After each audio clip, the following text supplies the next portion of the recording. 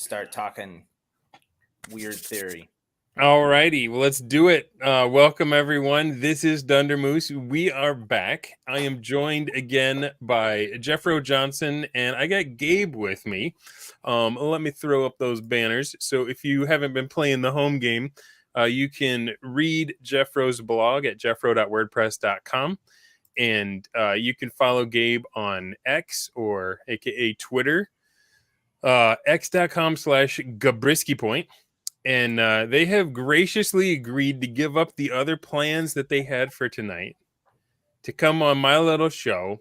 And, well, the first thing that kind of got my attention, I asked Gabe to come on because he was making some philosophical comments about the OSR and the BrOSR, and was like saying I could totally map some of the personalities to some of these philosophers. But I do want to hear a conversation, mostly between these two guys, about game design, Rhetoric, and Appendix N, and kind of like the literary underpinnings of Dungeons and Dragons. And these are exactly the two people I need to hear about that from. The other thing is, the three of us have been trying out this traveler thing that Jeffro's got going on. So that's on the table. So go ahead. We'll go around the room. Gabe, introduce I don't feel like I did a very good job introducing you. What do people need to know about you? What's your deal, man? Not much. I'm just kind of a floating academic writer, poet. I have been for a while working on editing a 5-volume collection of Robert E. Howard's best stories for Passage Publishing, Passage Press. Cool.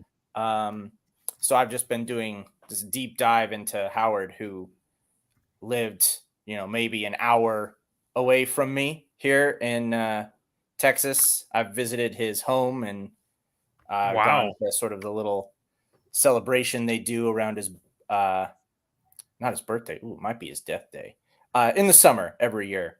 Mm-hmm. But so I've just been steeping myself in Howard for a while. That collection should start coming out either, end of this year into next year, but there'll be really beautiful illustrated editions of his best stories with introductions and some sort of background info about the stories from me. So that's what I've been working on. And that's really where my main Appendix N cred comes from here, is just having swam in Howard's beautiful writing for the past couple of years. Right on. And so let's just go ahead and tell the story now. I'm currently reading Red Nails, and we were talking about the opening scene where there's this pirate lady. She's fleeing a city and she's made her way into the jungle, and Conan shows up.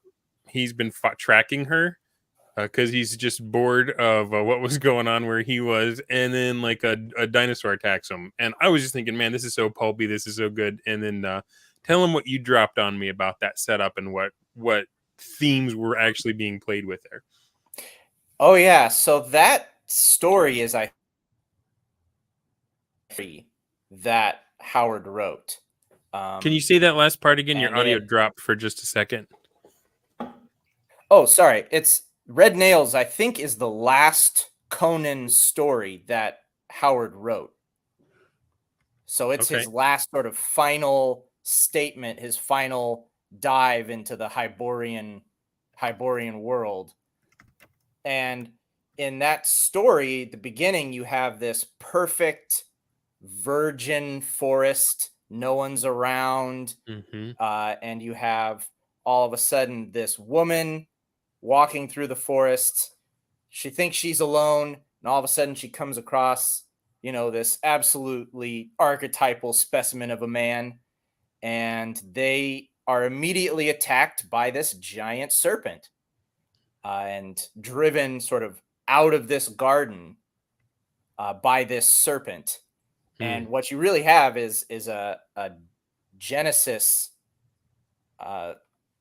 sort of picture laid out for you, down to this forest is full of poisonous apples, Yeah. right?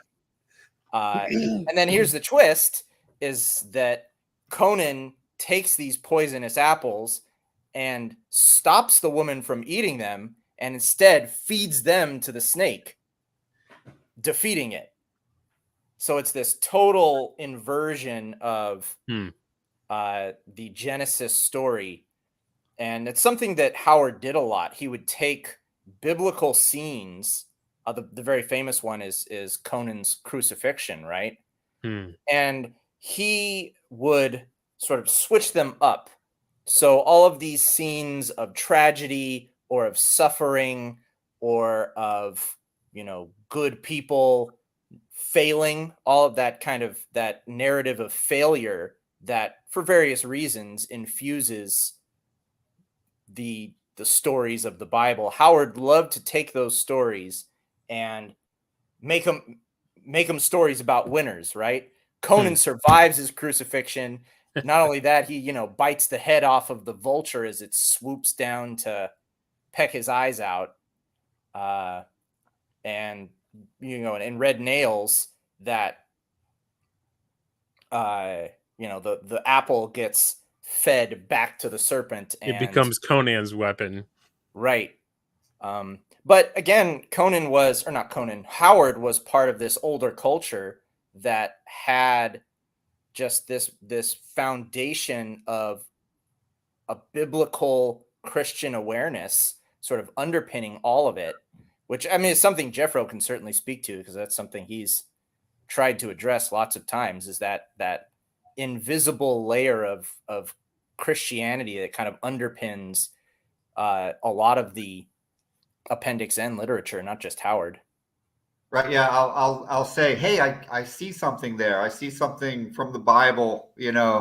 Gosh, a lot actually. And people always come back with like, oh well, he committed suicide, or or he was an agnostic, or he was this, and it's just like it's very hard to convey this idea that the culture was basically Christian before 1940, and that it infused the literature in a significant way. I think it's because people are not just biblically illiterate, but they're also illiterate, just plain illiterate. Right. And we can't even hold a conversation about this. Yeah.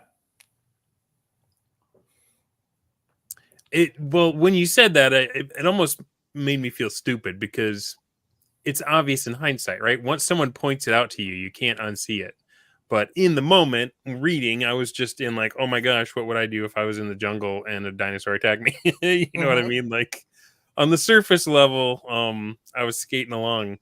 But that, I think, is one of the definitions of literature, right? Is the thing that is more enjoyable as you reflect on it after the initial reading experience. And one of my favorite writers, a guy named Gene Wolfe, and he said, literature is a story that, or is a book that you can enjoy more the second time you read it than the first. And if anybody's read his stuff, you understand why he says that. Absolutely. Makes no sense on the first. You're like, what is going on here?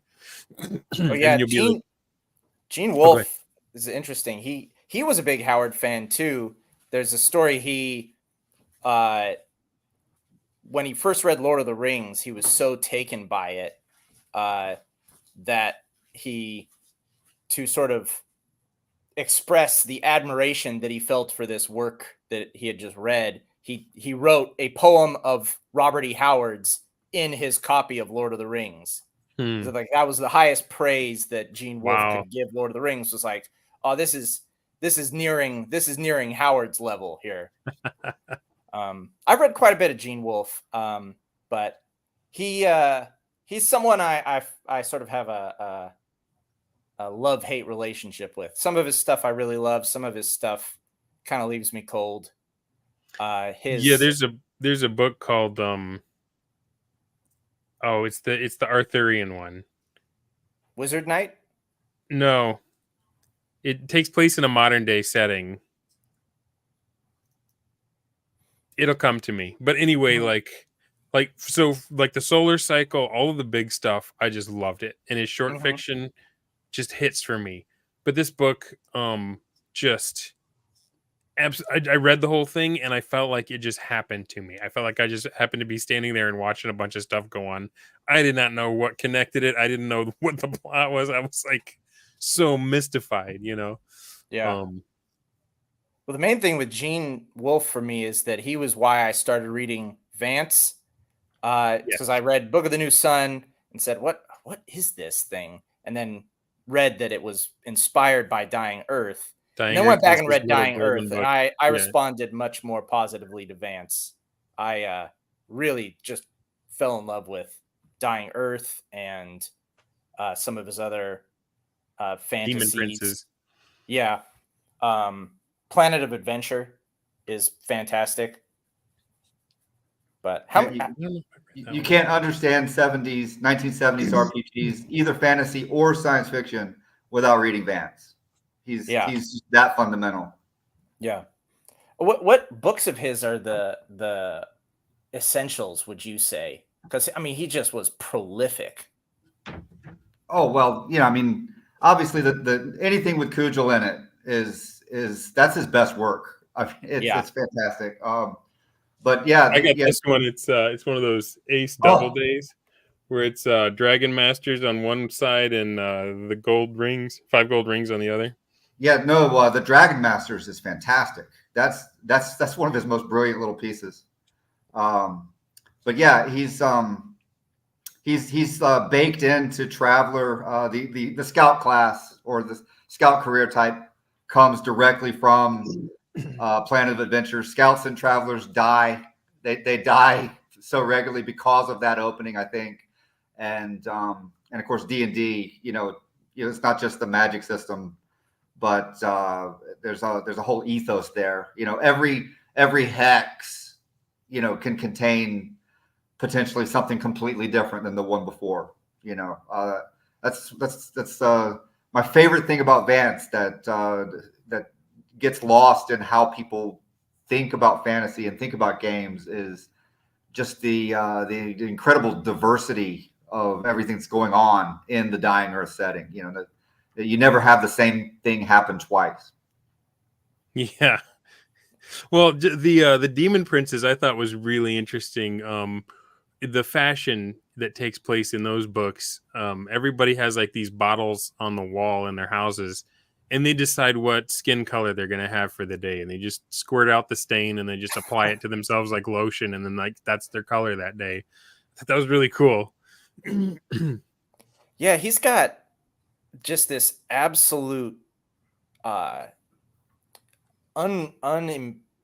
like unimitatable degree of fantasia, just the sheer numbers of ideas and images that he can just sort of flow through just to have sort of some background to some of his worlds is just staggering. I mean, like they often call it like Baroque to Yes. describe his writing, and that's the perfect description of it, in part because it is very ordered. He's got this absolutely solid sense of craft and plot, but on top of that order is just this beautiful ornamentation to everything. There's a darkness there too. Like he can come up with some legit disturbing ideas. Yeah. Yeah. Like what was the spell? Was it the Forlorn Insistment? Yeah. Yeah. Where That's tremendous. basically you just like teleport them to a ball of air like 6 miles down in the air, like, and they'll never get out. That's where they go. There's like a torture scene in one of the Cujo books where this guy is he sits this husband and wife down, and they have to sit on like a broomstick, and it's underneath of them and it's coming out, and then he puts a stick on their lap, and then he's like stepping down on the broomstick, so it's like pushing on their tailbones. It was hard to read. So it's like that guy's been through some stuff, or at least in his imagination he knows about suffering. No, well, that's the other thing with the way people play RPGs and the way Vance writes stories is every encounter with an NPC in an advanced story is going to result in somebody getting swindled. Yeah. And then probably the swindler getting swindled even more. Yeah. And when people play games, they just want everything to be like this mechanical process. If you were playing, for example, the wilderness clearing game Solitaire, every NPC you meet is gonna they're gonna be friends. They're gonna buddy up with you, and then the bad guys are not going to cooperate to form like an alliance to make sure that you can't take over the whole map. If Vance was infusing the spirit of your game, it would be complete chaos from the beginning. Everybody, it would be like, I don't know, the Traveler game we just played. Sounds familiar. Yeah. Right. But like how much more as a player in those games do you have to pay attention and worry? Like the anxiety that came from playing that Traveler Bronstein. Oh, I had completely kicked the habit of chewing my nails, and the Traveler, the Moonstein just knocked me off the wagon. I mean, my fingernails are chewed down to stubs now, just like waiting. Because you don't know whatever other people are going to do. Yeah. Right. Yeah. And what gets me is, like last week when we were playing Bronstein style and every player was an NPC for every other player. Yeah. It was, every day as something was being resolved and it could go either way. Like Gabe was talking about how he was on the edge of his seat, just waiting. Yeah. Is B-Dubs going to escape? Is he going to figure out that he's in a trap or not? And as soon as we're like, okay, well, let's, I was thinking, we can switch back and forth between Bronstein and a conventional RPG, and we got together for, a standard party doing standard party things on a planet, and the week before. Everybody swore up and down, like, oh, we wanted to have the adventure in the jungle. Oh, Jeffro. We couldn't play the jungle adventure because, you made a battle royale. And and it was like, that battle royale was the most fun thing you've ever done. Yeah. And you're mad you didn't get to play an adventure. So it's like, and okay. we could have done the jungle adventure if it wasn't for me. Yeah, right. But then no, we sat down to play, and I'm like, okay, I'm building up. That adventure's gone right now. We're not there. We're doing another world now, but you're a party of 7, party of 8. Mm-hmm. You're on a new world. I'm going to make the adventure that you wished you could have had. Like, nobody cares. Like, people, nobody's asked, like, Jeffro, what is this adventure going to be like a week or two from now when we get back together? No, nobody cares. Nobody, I took all that flack for that battle royale. I don't think people actually want to play the conventional way at all. It's just not nearly as exciting. Well, so here's the thing, Jeffro, and we've talked about this before. Like, when you're playing the convention, well, I don't even want to call it conventional, but when you're playing the cooperative part of the game, and you've called this out before, sometimes it takes 2 or 3 sessions before all the little weird things that have dropped along the way converge, and you have like this moment where everything becomes epic, and and those are like the sessions you remember forever. Right. But you gotta pay the you gotta eat your vegetables before you can have dessert. Yeah, right? I would say 6 to 8 6-hour sessions. At least in 2020, that was the way it was for me then. So, and then last year with 4-hour sessions, again, 6, 8, 12 sessions. You have to eliminate some things. You have to get some things out of your system. You have to set some things up that won't become important until later. Yeah. And then you don't know what those things are going to be. The players are going to seize on them and show you what actually mattered of all the spaghetti you threw at the wall, right? Right, but with the Bronstein play, how long did it take? First turn. Yes. So that's my point. Is like, the Bronstein like skips the boring bit and gets right to the convergence. Right, because it is when I ran the Bronstein last week, I knew what a convergence was. Yeah. And if I saw anything in the orders that could be interpreted as being one, I made sure that it happened. Because it's been 4 years now. We've isolated the part of RPG gameplay that excites players the most. So of course, when we run games now, we can make sure to highlight that. Yeah, although I think you're being too hard on yourself with the Traveler game we played on Monday, because I found by the end of it that I was really invested in the world, right? What was generated by those very stark random tables produced something I think pretty compelling. And I mean, that speaks to Travelers, I think, oomph. But it was just in terms of world building, it's so strange. I think the other sort of power engine to RPGs is that randomizing activation of your imagination. Like, and Traveler does that really well. So those were our two big A words last episode: apophenia and abductive reasoning. For those that aren't aware, like Jeffro, explain the planet real quick. The one that you rolled up for Monday. Right. Well, it was a small planet with not a lot of water and with a tremendous population. And just on the spur of the moment, it was like, well, how am I going to fit this many people on this planet?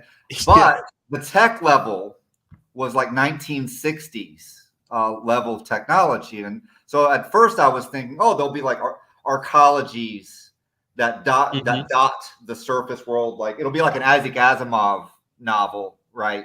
Like the Caves of Steel or Trantor or something like that. And then as soon as I rolled that tech level, it's like, oh, I can't do something that's like mid or basic bitch science fiction. It's like I've got to do something weird. And so I rolled up this planet in front of the players, and we got to the tech level, and I was like, oh well, the inside of this planet are warrens, or tunnels. From tens of billions of people, way more than planet Earth has, and it's a small planet. Right. So it's like the inside of the planet. Like I was trying to think if I could get away with a Hollow Earth type model, but then I was like, no, it's all tunnels and rooms and I didn't even have a name for the planet until after the session, and so I was like looking around, and I was like, oh, well, what's Latin for burrow? And I ended up getting moving on to Spanish, and it was like, okay, madriguera.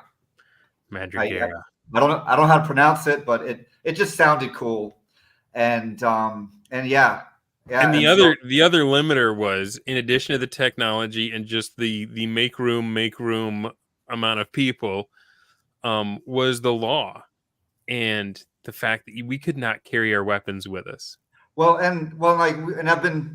It's interesting to me how much of the Traveler rules, because I know people that have played Traveler, and I've played Traveler with people, like the amount of the rules that people reflexively skip over, because the law level is not a measure of how strict the laws are. It is actually a measure of how corrupt the planet is. If you look at what the rules actually say about how it works. But it's all baked into the skills system, and that skill system, it's not a skill system, for one thing, A, and then B, people look at that and they're like, oh, I can make everything the same. I can make I can make just a consistent system for making up skill checks in it. And it's like, bro, the moment you do that, you've just wiped out the implied setting of the game. just by Right. ignoring the skill rules. Yeah, every single skill is essentially its own, not just, I don't want to say mini game, but it really is this evocative way of interacting with the world that is not just, roll a DC 10 check of law, roll a DC 10 check of gambling, but is this, each skill in Classic Traveler is just this unique system that brings to life a whole bunch of interactions, possible ways of dealing with it, with the world, which we saw with like the difference between like streetwise and bribery. Yeah. Leadership. And it's all heavily like everything interesting in that Bronstein that we did last week. It came from, a single line character from the game, from one of the little supplements with lots of pre-generated characters. And it came from a reaction roll. Like with those two things, suddenly like everything lit fire. And all of those social rules are tightly coupled to the reaction rolls. And they imply that in the course of the game, for doing practically anything, you're going to be rolling reaction rolls. You're going to be encountering, especially you're going to be encountering officials like there's the scout ship in the game, and of course the players like, we want that ship, we want to be able to leave, and like the scout that was the detached scout, that's not happening. He's dead. And like you don't just automatically inherit that scout ship because the GM likes you, right? It's like, the game implies that there are going to be forged documents, bribes. There's going to be all kinds of stuff happening. It may not even work, right? And even if you manage to like leave with that ship, you're going to be like paying bribes everywhere you go forever, right? And so the adventure, the adventure to get that ship would be like, oh, well, how do we find someone that's like got forgery 3, and what can we do? What can we do for him to make it happen? And so it's I think it's very Doomerist, it's very a very tight margin. Like nobody makes big bucks in Traveler. Well, it goes back to the dance too. Everybody's got their hand out in that game. And people that come up on Star Wars and Star Trek, they don't think the world works like that. Which kind of is a good lead into something you and I were talking about, which is my absolute deficiency in good sci-fi. Like what is the Appendix N of Traveler? The really good one, because everybody's gonna say, the trifecta, Heinlein, Asimov, Clark, and that's absolutely wrong. That is definitely wrong. But yeah, I've got here supplement 4, which was published in 1979. So this was the same time that the DMG came out. And I will point out, I posted the box lid from the 1977 edition of the game. Traveler, when it came out, was not a role-playing game in the way that we think. It didn't have any supplements when it came out. Traveler's supplements were the science fiction canon of that time. So it says on the back, entire games can be patterned after any of the many science fiction novels available, with the action following the storyline or diverging when something interesting happens. Traveler's 3-book set is a complete yet open-ended universe. Within that framework, players lend their own imaginations, blah, blah, blah. The plots and structures of virtually all science fiction become available to the players to be altered or expanded whenever desired. Now, first off, that's a really unusual point there, because the reflex of every gamer post 1980 is that, oh, we're going to have all these internally consistent games that express this perfect vision of a particular science fiction milieu. And Traveller is Traveller's very similar to AD&D. It's like, oh no, if you read anything, you can put it in this game. And so that's the idea that that you're going to plan the perfect universe. You know, it's kitchen sink. It is explicitly kitchen sink. If you live in a world where there's only one fantasy game that matters and only one science fiction game that matters, then this is a very natural answer. You know, like, of course you would want to be able to run any type of science fiction with your science fiction game. But no, my favorite supplement, the one that I used extensively during the week was of the Bronstein, is the 1978 Supplement 1, 1001 characters. In the back, it includes nine sample characters drawn from the pages of science fiction literature. It doesn't tell you who they are. It doesn't. There was a contest for people to figure out, oh, can you identify these characters? Now, in Supplement 4, which I opened with here, it gives you the answers. And so the first, who is numero uno of science fiction? Who is the number one science fiction character of all time? This is a test. I mean, go ahead, Gabe. I'll let you answer. I'm going to say John Carter of Mars, but absolutely right. That was going to be my absolutely answer. Right. He does a suplex on Asimov, Heinlein, and Clarke. Okay, there's no contest there. Number two should be as obvious. It should be as obvious. If it's not, then you haven't been reading Bradford Walker. Number 2. Well, then that's probably got to be somebody from like the Lensman series or something. Right, that'll be Kimball Kennison. Yeah. Okay. Yeah. Haven't read that. Number 4 is Earl Dumarist, who is where like half of the Traveller rules are stolen from, including the drug rules.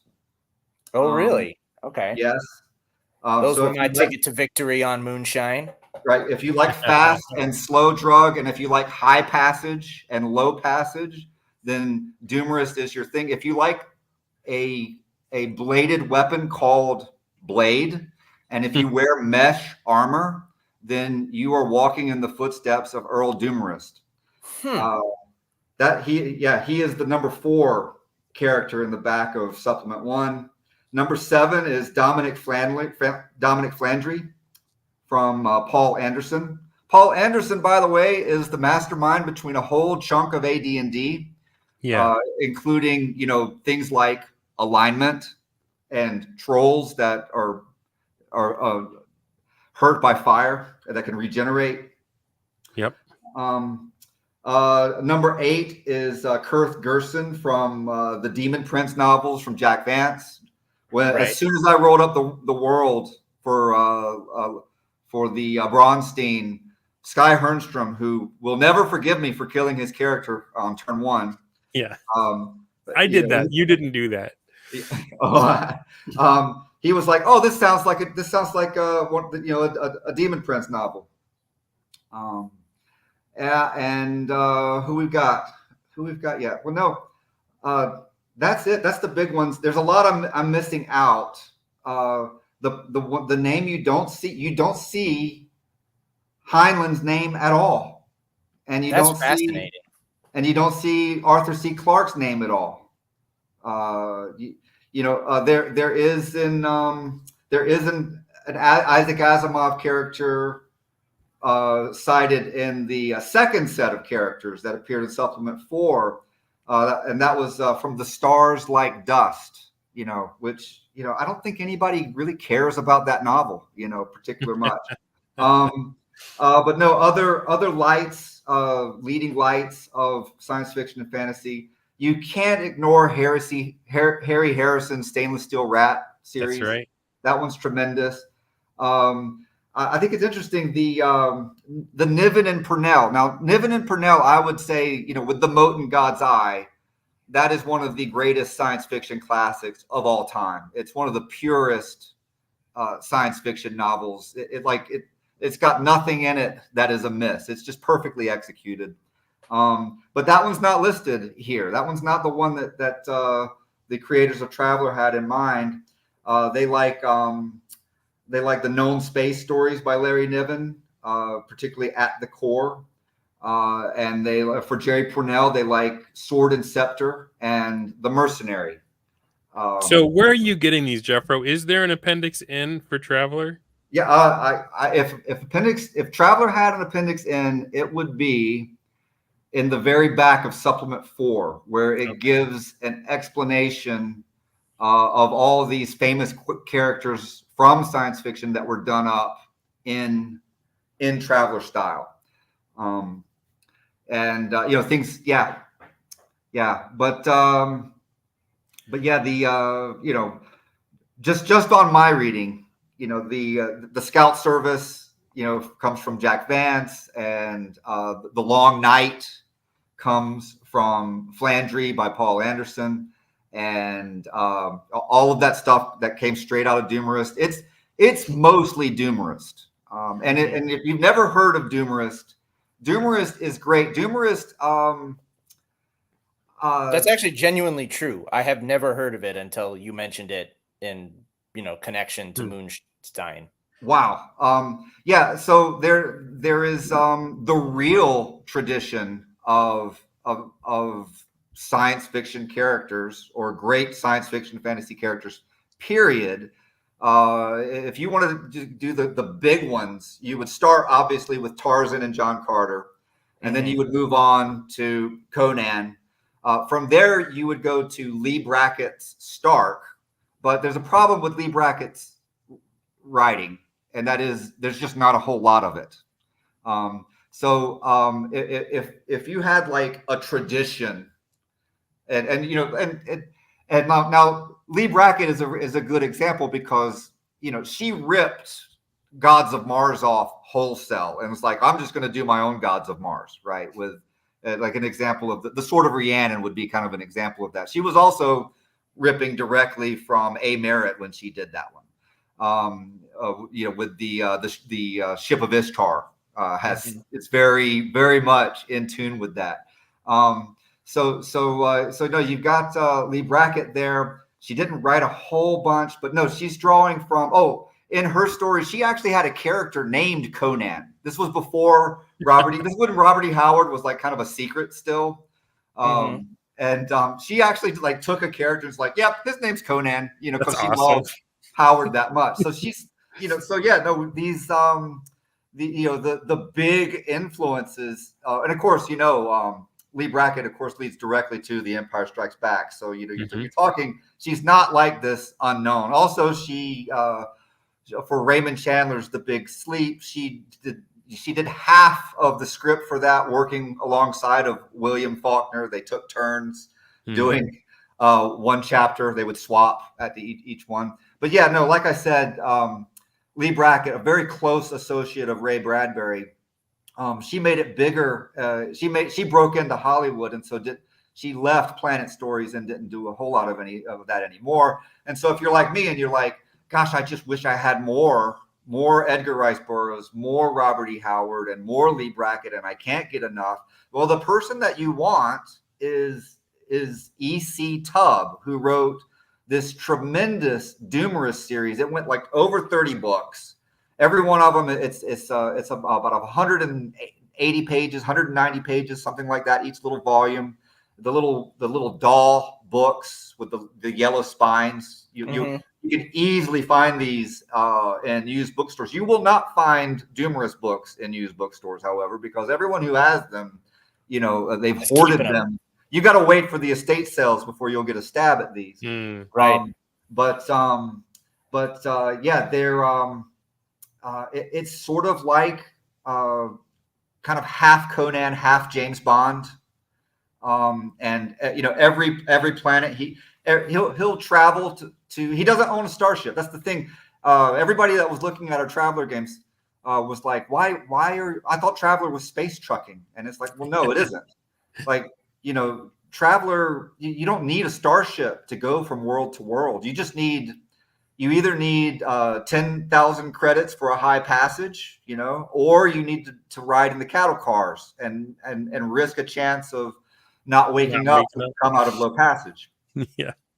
And that, every person, in the 80s that came up on Star Wars and Star Trek, they look at like, why would anybody ride low passage? This doesn't make sense, and they kind of edit that aspect of the game out of it. But, in Doomerist, these worlds are miserable, everybody is a slave to some kind of company store, or they're living in abject poverty.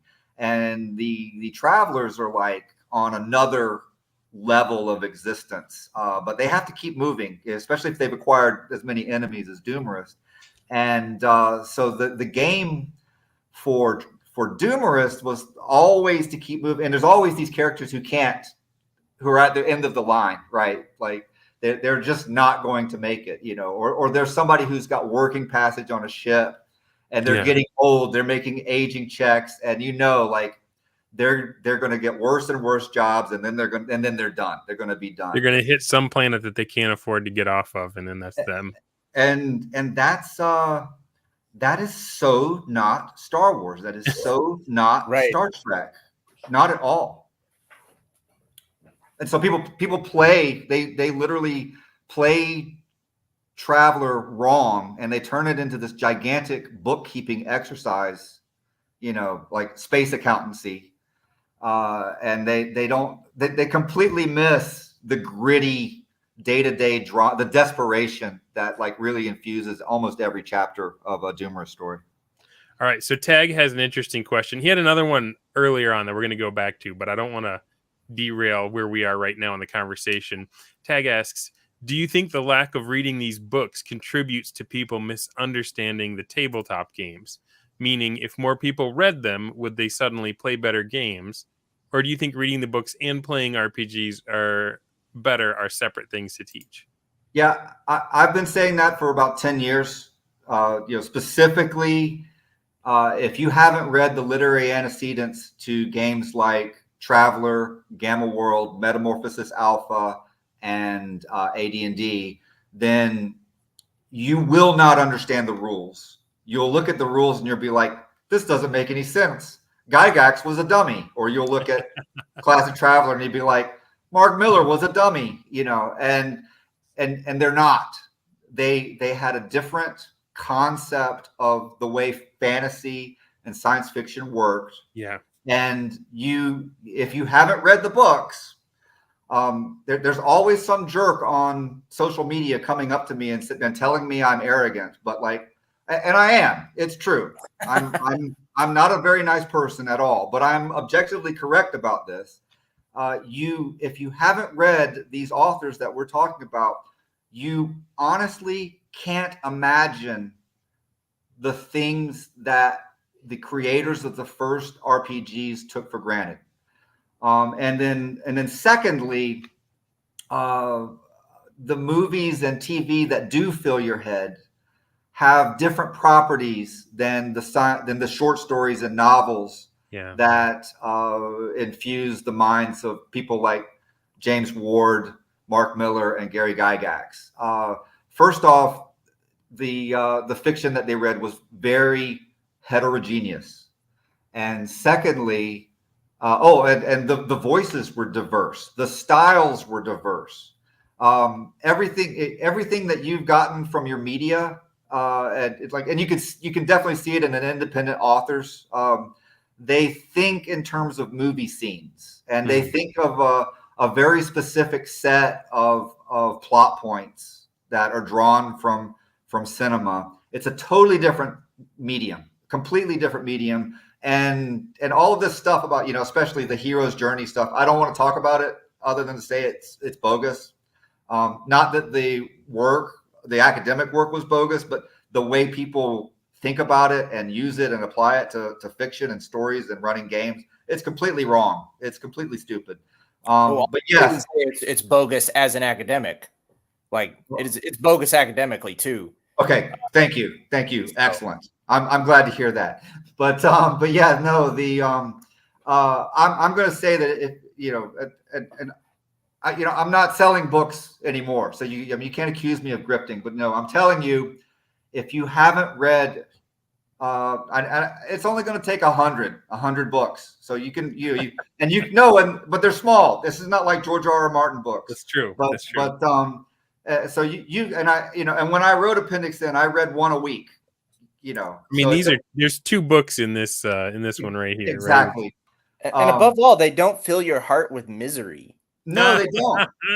No, don't. But if you do that, you will receive something that I call an imagination, and you will look.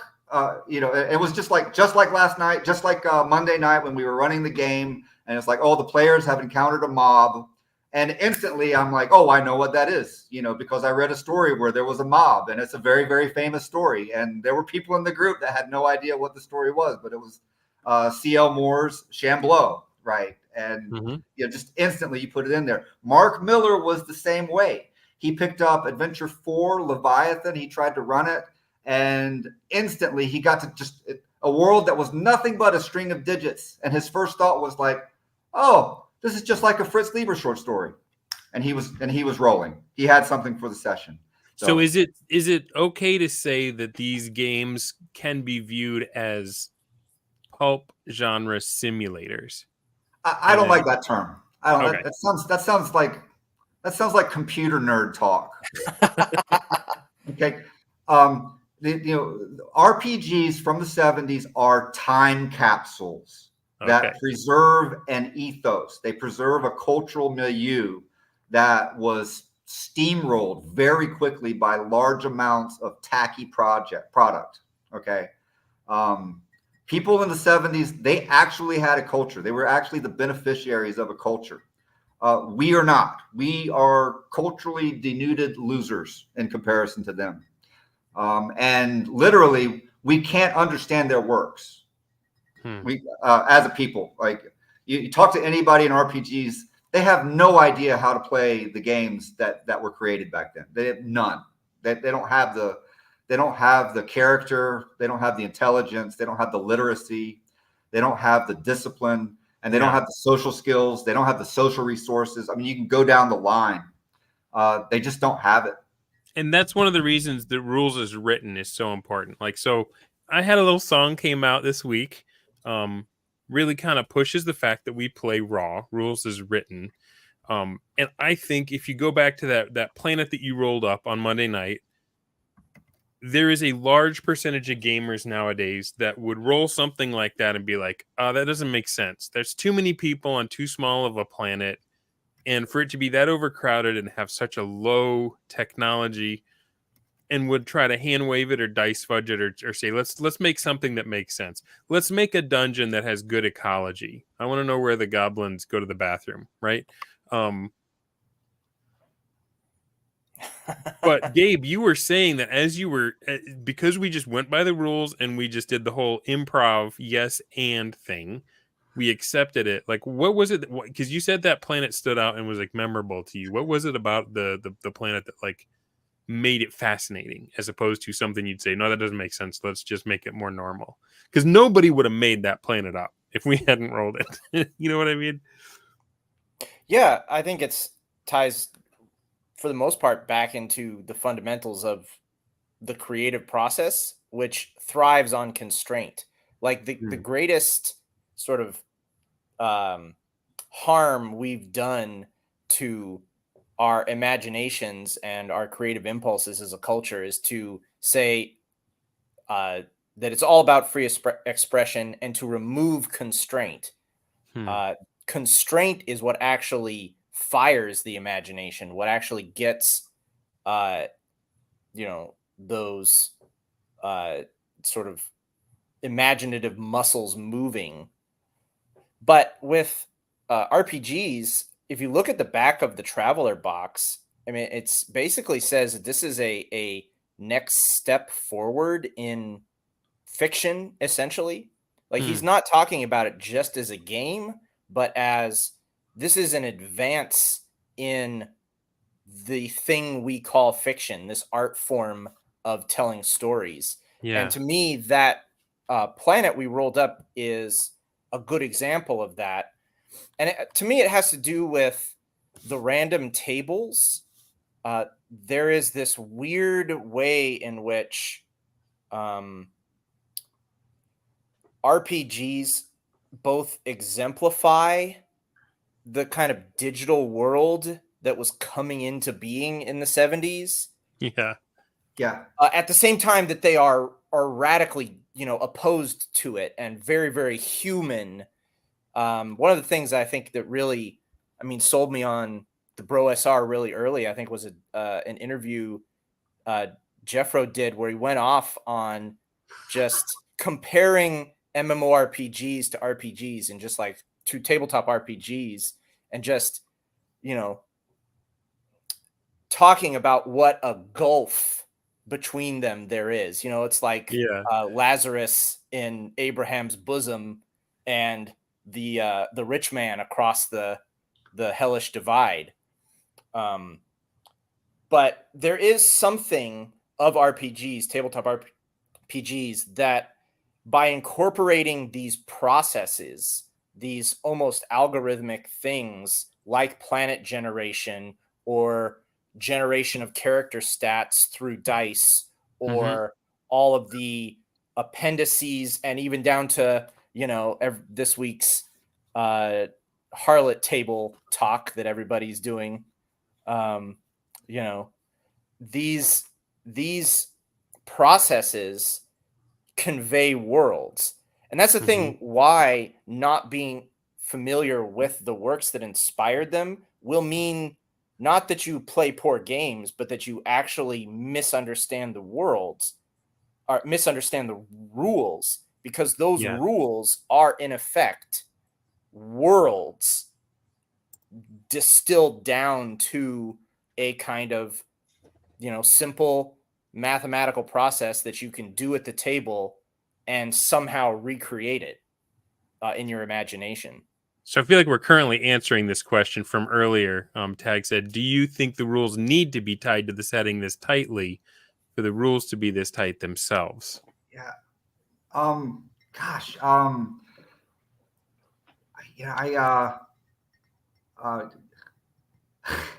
It's a hard one, right? Because the Battle Bronsteins, the rules really only come up a few times, right? Right. We're, well, riffing off on something that Gabe was mentioning up, like if you look at Traveler, it's a means of creating databases with a very small amount of paper and pencil. Like the world codes fit on a single line. So you can have an entire subsector, with just this little bit of data. And it's likewise with the characters, maybe 2 lines is all it takes to have a complete character. And you look at that character, I find it very easy to role play the characters. You saw that in the Battle Bronstein. Yeah. There was the Anana, the Baroness that, was strength B, dex B. And it was like, oh, that's Paris Hilton, and Dubs is and Gabe was looking at Ariston and saying, oh, well, this guy's Bertie Wooster, just on the basis of that little tight 6-number code, or hexadecimal code. But no, the Traveler rules, just on the basis of the back of the box, it is not that tightly coupled to Doomerist. It steals a lot. You're going to go with the grain if you know Doomerist. You'll be like, okay, I know the vibe that they're going for with about half of this. And if you know Flandry, then you know the other half. You know the naval and the interstellar government side of it. Rules, I don't know. We it's the thing we get with the Bronstein play is just how much you can get from very little. Because the roles just seemed larger than life to me. When you when you take R-Dub's and Gabe's and Dunder's characters, like the way they came out, that was like the most dramatic, and there's so much verve to it, and so much it was dynamic, it was appealing. And then when we made scenarios, it was basically just all of the scenarios for that Braunstein were resolved with the very simple book 1 combat rules. Yeah. I don't think we did anything else. And the simplicity is what gave us the ability to adapt our imaginations to the material that we were playing with. If you had something like GURPS, where everything is nailed down to a character point, and you have like a giant character, I've never persuaded anybody to actually play those games. So I don't even. And as a DM, as a referee, I'm afraid to run them because my referee control sheet, like in Traveler, I could fit every character in the game on a piece of paper. And in GURPS, it's like what matters, I feel like I've got a duty to give every player at the table the value that they spent on every point of their build, and I've also got to police them for their disadvantages. I got to make sure that are you getting the proper amount of bad for what you paid, what you got with your perks and your odious personal habits and everything? Are you role playing that? With Traveler, we aren't thinking about anything other than the situation that emerges in it, and because the rules are like people in that group that never played Traveler before, and yet by turn 2, it's like everybody knew how those combat rules worked and could make intelligent decisions alongside their role playing. So making everything tightly coupling the rules to a setting, that's a way to sell product. That's not a way to get a successful campaign. Right. And in addition to the story and the flavor and the excitement, there's also the thing of burning out your DM and making him do a lot of work. And the way that it works now is you buy your big Curse of Strahd book, big old bug crusher of a thing, hardback, and then you've got to read it through twice and hope you can remember everything. And there's probably still going to be times when the characters go somewhere and you're like, okay, hang on a second. And they have to wait for you to read what's going on in that scenario. And you got to fit it all in your head and try to remember it in the moment. And that is the degraded version of where we started. Where we started was you read good, fun fiction that's fun to read, and it doesn't feel like you're reading a textbook. It's exciting and it's interesting. And then you've got a rule system that I don't want to say simulates, but you got a time capsule of culture. Let's put it that way. You've got a time capsule of culture. And when those scenarios come up, if you are well read, as Jeffro's been describing, you see a situation on the table and you're like, I know exactly what this is and I know what I can do with it. Yeah. The rules and specifically the Braunstein scenario as it is instantiated by the players, embodying their roles, I would call that a model. Okay. And I'm gonna appeal back to C.S. Lewis. You know how Tolkien, J.R. Tolkien. You know how angry he got when people accused him of writing an allegory, and everybody's trying to say what this, And I agree with the professor on this. When we're playing these games, we're not simulating anything. Okay. Like we are collectively creating a model of a very specific, a hyper-specific situation that has taken on a life of its own. And we're not thinking, when we're doing it, we're not thinking like, oh, well, we got to get this right, and as a referee, I never had to police you guys to stay in your role. Like, you guys got carried away. Yeah. Right. And the situation got carried away. Right. I was actively resisting my role Yes. internally, but my character kept making the villain choice. I didn't want to see him as the villain, but he totally was. Yeah, It was absolutely. really interesting. Yeah, but Gabe, you certainly have to be able to say something smart about this. You know, I'm just the redneck literary critic. I don't. I just play RPGs. You know, I know I can tell you when magic is happening, and I can tell you from a game design standpoint why it's happening. I can tell you how to recreate it, but I don't have anything smart to say. So I'm completely dependent on you to illuminate these matters. Well, the appeal to Lewis and Tolkien is actually a good one, but not for the reason that everybody thinks. So you talked about people in the 70s having a culture and having a world that they inhabited, that they had inherited in some ways, that we no longer can really understand, that we're kind of living in the ruins of. And one of the things that C.S. Lewis did in his academic work, so C.S. Lewis is, almost always talked about for Narnia and for his apologetics and stuff. And I'm not knocking any of that, but he essentially single-handedly defined what the study of literature should be, because previous to him, there was no study of literature. There was just, you studied languages, right? And you read the literature because you were reading the language, right?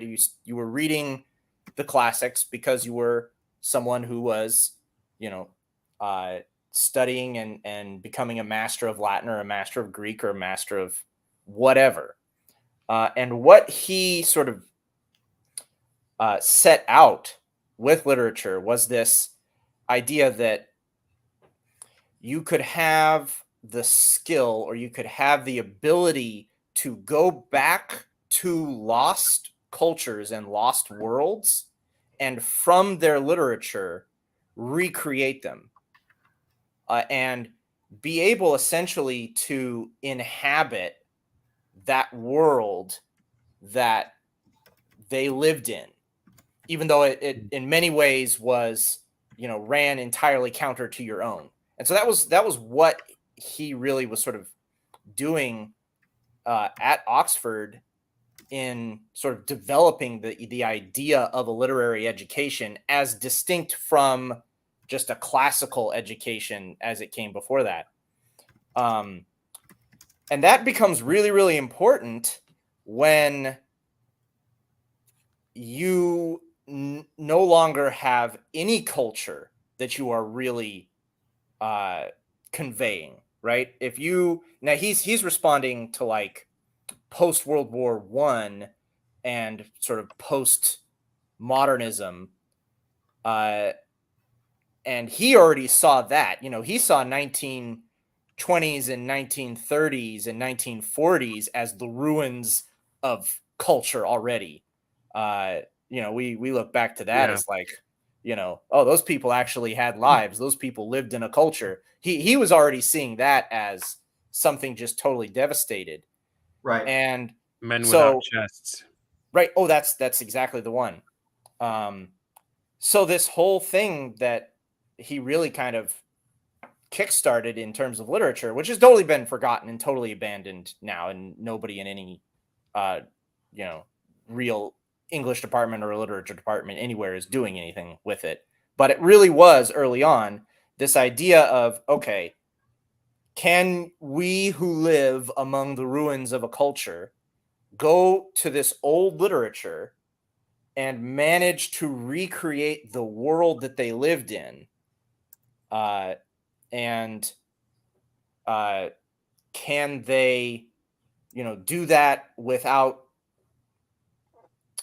forcing it into the categories that they've been raised on, which for everybody, between 1940 and 1980 is, radio, television, mass media for us. We are having, we look to the writers who grew up and lived in that sort of a pre-television world and try to recreate that. And that's, people like Burroughs and Howard and all of them. Right now, I think RPGs are really important. And one of the reasons I really like Travelers is Mark Miller wrote it with a teacher's sensibilities. Yeah. RPGs are actually fantastic places to develop that ability to re-world yourself, to give yourself an understanding of the culture you live in or absence of culture that you live in and what a real culture might look like. It calls attention to the ways in which just, basic inhuman processes translate to you to be the world you live in, especially with like, social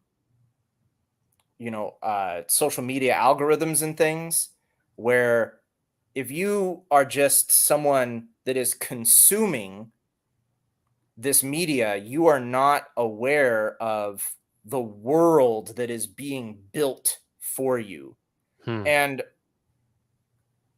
there's no way of training people to do that with the media itself, right? You don't learn how not to be addicted to Twitter by using Twitter, right? But what you can do is you can, in playing RPGs and learning how a world is created and generated and how it can fit together, you can, I think, in a lot of ways, teach something that is vitally missing for, people born, whatever they call them, Zoomers or whatever, even younger millennials. No. I think there is something to all this. Like one, the world was wrecked before 1940. It was, it was smashed. But you do have people like Lord Dunsany and A. Merritt that still have one foot back in the old world, right? And if modernism came in and ruined literature and art in the wider world, the pulp stories were still kind of a preserve where the party poopers hadn't ruined everything yet.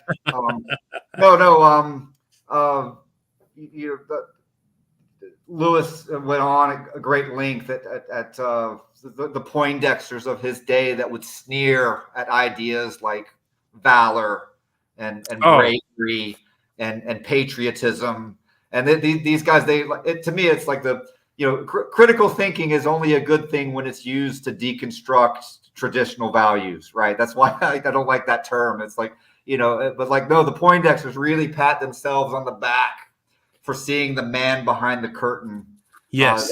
That used virtue to capture all these people, and in the pulp stories, of course, standard, everyday, normal concepts of virtue that even a child can understand and appreciate. It's very, very plain. Also there's another thing retained there. Like I remember when the Blade Runner movie came out, the new one, and of course it's got that famous scene of the giant hologram naked girl, talking to the non-human being, right? And his life, his life is over. He's at the end of his story, and here's this, hologram talking to him. I remember when that movie came out. Now, B-Dubs gives me a hard time because I have terrible taste in cinema. I don't know how to analyze it. I don't know how to tell you what's there. I don't know how to tell you what it's really saying. I just reflexively hate all of it in the same way that I reflexively hate video games. But I was like, I don't want to watch that movie. I read all of those Appendix N books, and especially the ones before 1940. I especially love those.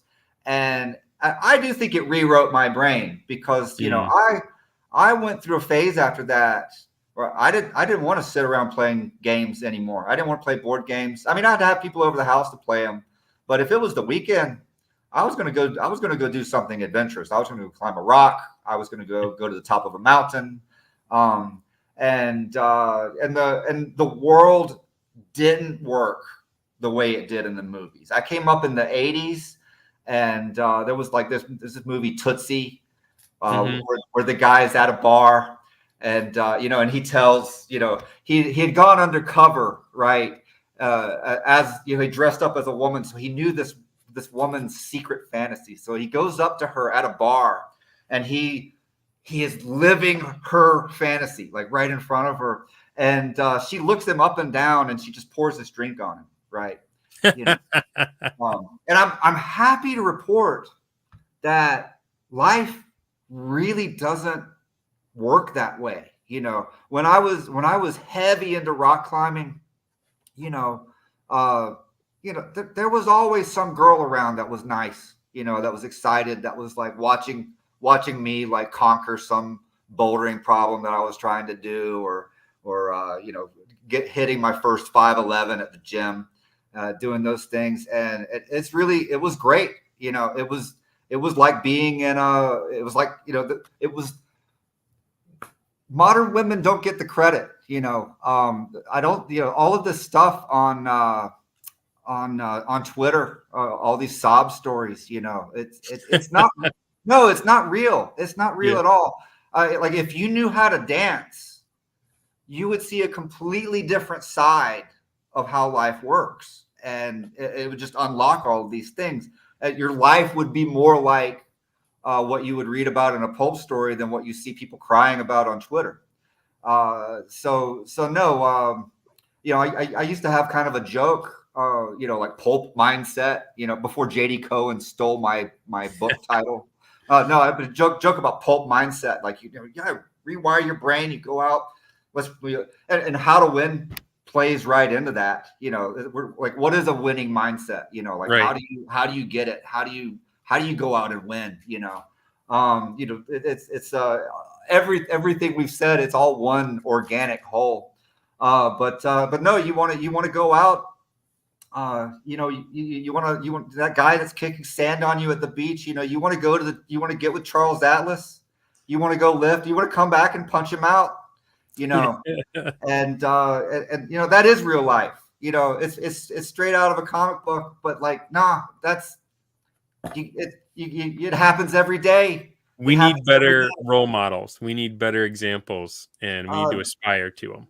Well, everything in the media is poison. Yeah, it's just poison. So the C.S. Lewis, there was a quote of his, and I read it when I was in college, and I haven't been able to find where it came from. We were talking about how he was snapping on the Poindexters, and he was really up in the vitriol. He was talking about these critics that will criticize the workmanship of the head of the spear, even as it's being pushed into their guts, something like that. I don't remember the exact quote. I just remember it stood with me. It was a C.S. Lewis quote. So I don't know if either of you guys know which one I'm talking about or remember something along those lines. I don't know if it seemed like it was in a fiction thing, maybe like Dark Tower and other stories or something like that. But yeah, I don't recall it, but okay. I do have a quote from him that kind of sums up better what I was trying to say, which is that, there's a hidden humanity in older, just sort of simpler sort of writing, which I think goes back to the pulp mindset thing, which is that there is an image of how to be human in just a normal, everyday way that you can still find, and that you can still be. Like, your nature as a human being is sort of always rediscoverable. But there's this quote about Paradise Lost, which is really good, which is, the elementary rectitude of human response, at which we are so ready to fling the unkind epithets of stock, crude, bourgeois, and conventional, so far as from being given, is a delicate balance of trained habits, laboriously acquired and easily lost, on the maintenance of which depend both our virtues and our pleasures, and even perhaps the survival of our species. For though the human heart is not unchanging, nay, changes almost out of recognition in a twinkling of an eye, the laws of causation are, when poisons become fashionable, they do not cease to kill. Right. And that's sort of what it is like you can go back to pulp literature, or you can go back even further. You can go back to Paradise Lost, you can go back to your Homer, you can go back to Dickens, and you can discover and rediscover what it means to be human, and you can sort of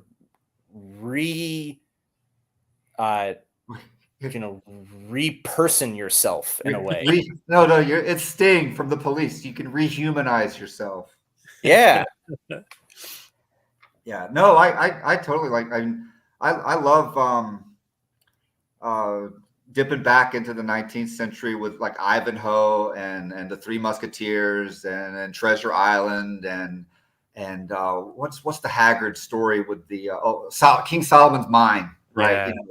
Yeah. It is a pure. The virtues are pure. They're less diluted. The highs are higher. I mean, has anybody done friendship as well as Alexander Dumas? I mean, I don't think they have. It's just great. It's just great. And I look around,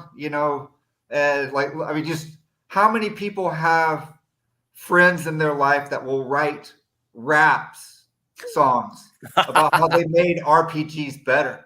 I mean, I'm serious. I'm the only person. Before I killed off Sky Hernstrom's character, he would have been on that. He would have been that kind of a friend. I think I ruined that one. But that wasn't you. That was me. Yeah. Although if you'd have just let me like this, who has friends like this? Nobody has better friends than me. No, it's true. Excellent. Every year there's objectively friendly. Else Jeffro, there you have it. Proof. No, every year there's another person who's like, yeah, I read everything. I read all your session reports. I think you're a genius. All I want is to play in your game. Yeah, every year it's another person. And to your credit, when last month I asked to play in your game, you said you didn't have anything cooking, and lo and behold, you made something cook. Yeah. Which I really appreciate. Oh, well, I mean, that you try to describe it to people, and I just feel like we don't quite get the idea across. Like you've got that line was for you, Harmony, by the way. Yeah, no, you got Harmony Ginger. Like she did a show, like was it yesterday, with these two guys, and they were nice guys, and they're asking like about zero prep and things like that, and they wanted to talk about Bronstein's, but then they never did. But they're like I know we said we don't use Arthur C. Clarke as a literary antecedent for any of our imagination stuff, but no, they were literally gathered around her like the 8 Men from 2001. They're pawing at the Harmony Ginger monolith, and but I don't those 8 Men in the movie, they got better. They started making like space stations and stuff. But I look at those guys, like the way they talk to her, and I'm like, man, we've been talking about one-to-one time for how long, and you're still thinking like, oh, I might try that sometime. It's like, I don't know if they ever will. Let's change gears for a minute, because I got to pay off the premise. I've got to pay off what I put in the. We never did the philosopher thing. Here's the thing, guys. When you do a live show, like what you think you're going to talk about, but then if you get really interesting people, you don't want to hem them in on that. So feel free, either of you, to veto me on this next bit. But I did put it in the description. So, and I feel like we've been talking about the rhetoric of RPG design, kind of in a circuitous way. But one of the things that Gabe was kind of got my attention for coming on the show was he said he could map OSR and BrOSR personalities to these worldly philosophers. So let's do that. Oh yeah, I got it right here. So this is Raphael's The School of Athens. It's actually two paintings in one, really. It is a painting of all the ancient classical Greek philosophers, but each of the classical Greek philosophers is painted like a Renaissance figure. So, Plato is painted as Leonardo da Vinci, and Heraclitus, who is down there resting on a block of stone, is painted like Michelangelo, and there's a bunch of other people in there. But Cool. no, I sort of got on this trip just on my own because of some of the overlap between the classical rhetoric and classical philosophy that I like to read and that I've studied, and just the really interesting discussions that happen around RPGs. And one of the things did this start as a shower thought? Yeah, I And then guess. the more you thought about, you're like, yeah, that is how it goes. No, absolutely. No. But it's pretty easy. We've got in our central sort of figures here, we've got in the middle, we've got Plato and Aristotle, and I guess I'll say Thunder first. I've assigned you the I'm in this one. figure, in the down at the bottom. You are Michelangelo. Which one is that? Heraclitus resting on a block of stone. This guy right here? Yeah. Okay. Just sort of, you're trying to carve out another, thick beat. And also that's both Michelangelo and that's Heraclitus, who was famous for being the philosopher who said that the basis of all matter is fire. And, your tracks are fire. So you are Heraclitus, Michelangelo right down there. Thank you for saying that. Yeah. All right. But in the middle, we've got our Plato and Aristotle. And there are two ways you could sort of interpret them. One would be, Plato is Gygax pointing up with his, very high-minded AD&D, and Aristotle next to him gesturing down to the ground is Macris, actually systematizing it into something intelligible, which is pretty good.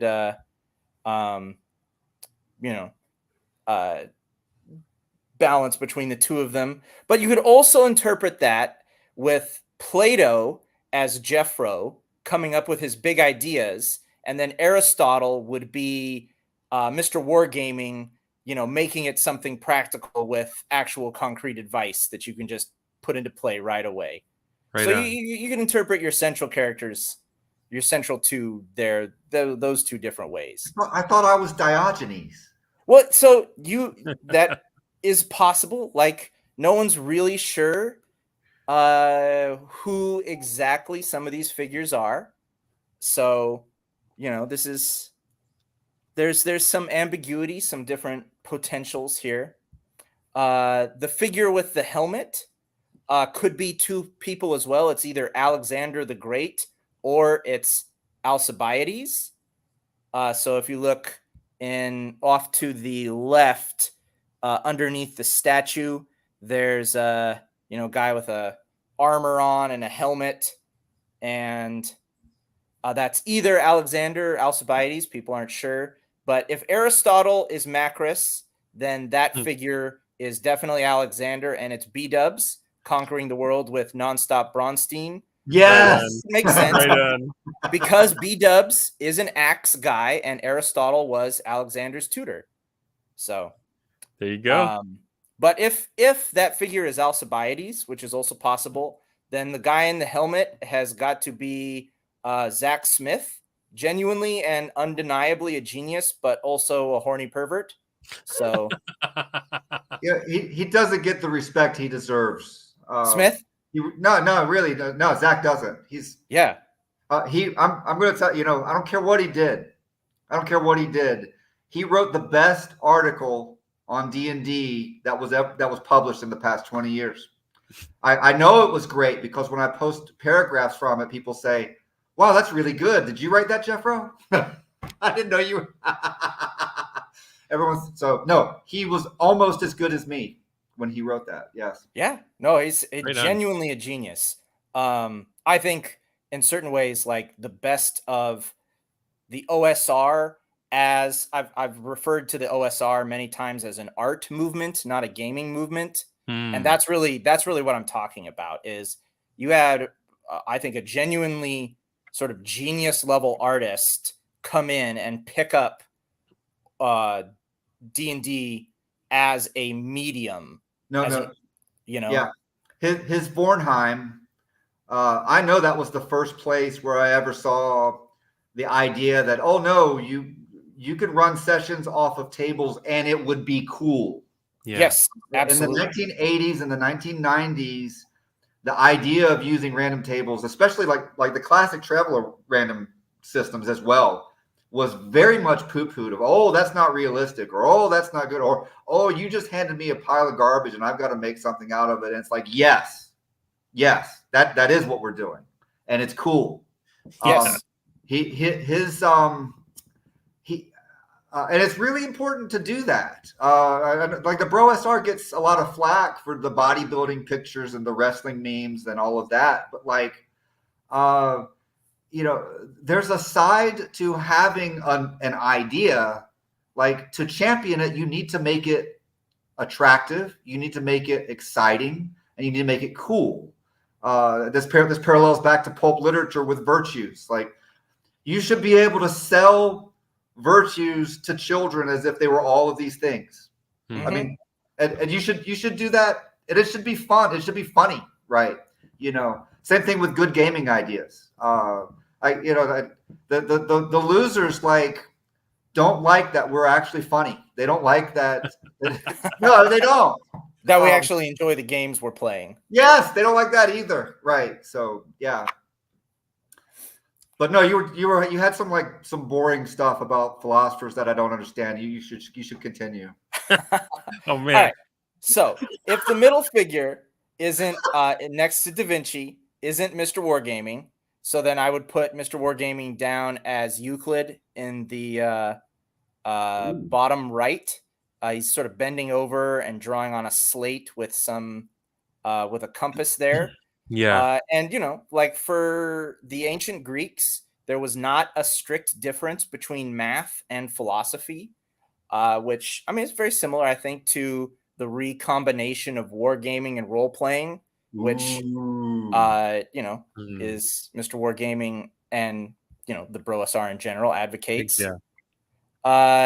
So there's been some questions in the chat about where's Macho, and I do have an answer for that. So Zoroaster, who was in fact a great wizard, is probably Macho Mandolf. He is down in the bottom right, holding up a globe of stars. All right. Also known as Zarathustra of Nietzsche and 2001. Yeah, but that's your great wizard of antiquity there. Maybe the Ubermensch, maybe not. We'll never know. No, I think he is. Yeah. And let's see. Down, where is it? Where's Archimedes? Okay. Yeah. So down in the bottom left, there's a guy. It's very hard to see the detail, but there is Archimedes, who I am assigning Fluid the Druid to, in part because he has a diagram of literal fluid dynamics, which you can't actually quite see here on the picture, but also because Archimedes was cut down before his time, by an overeager Roman soldier during the invasion of Syracuse. So just like just like fluid keeps getting knocked off in Traveler before That's the right. adventures keep starting. Gosh, that's You 2 know? times in a row. I didn't He is realize the that. best at dying in Traveler.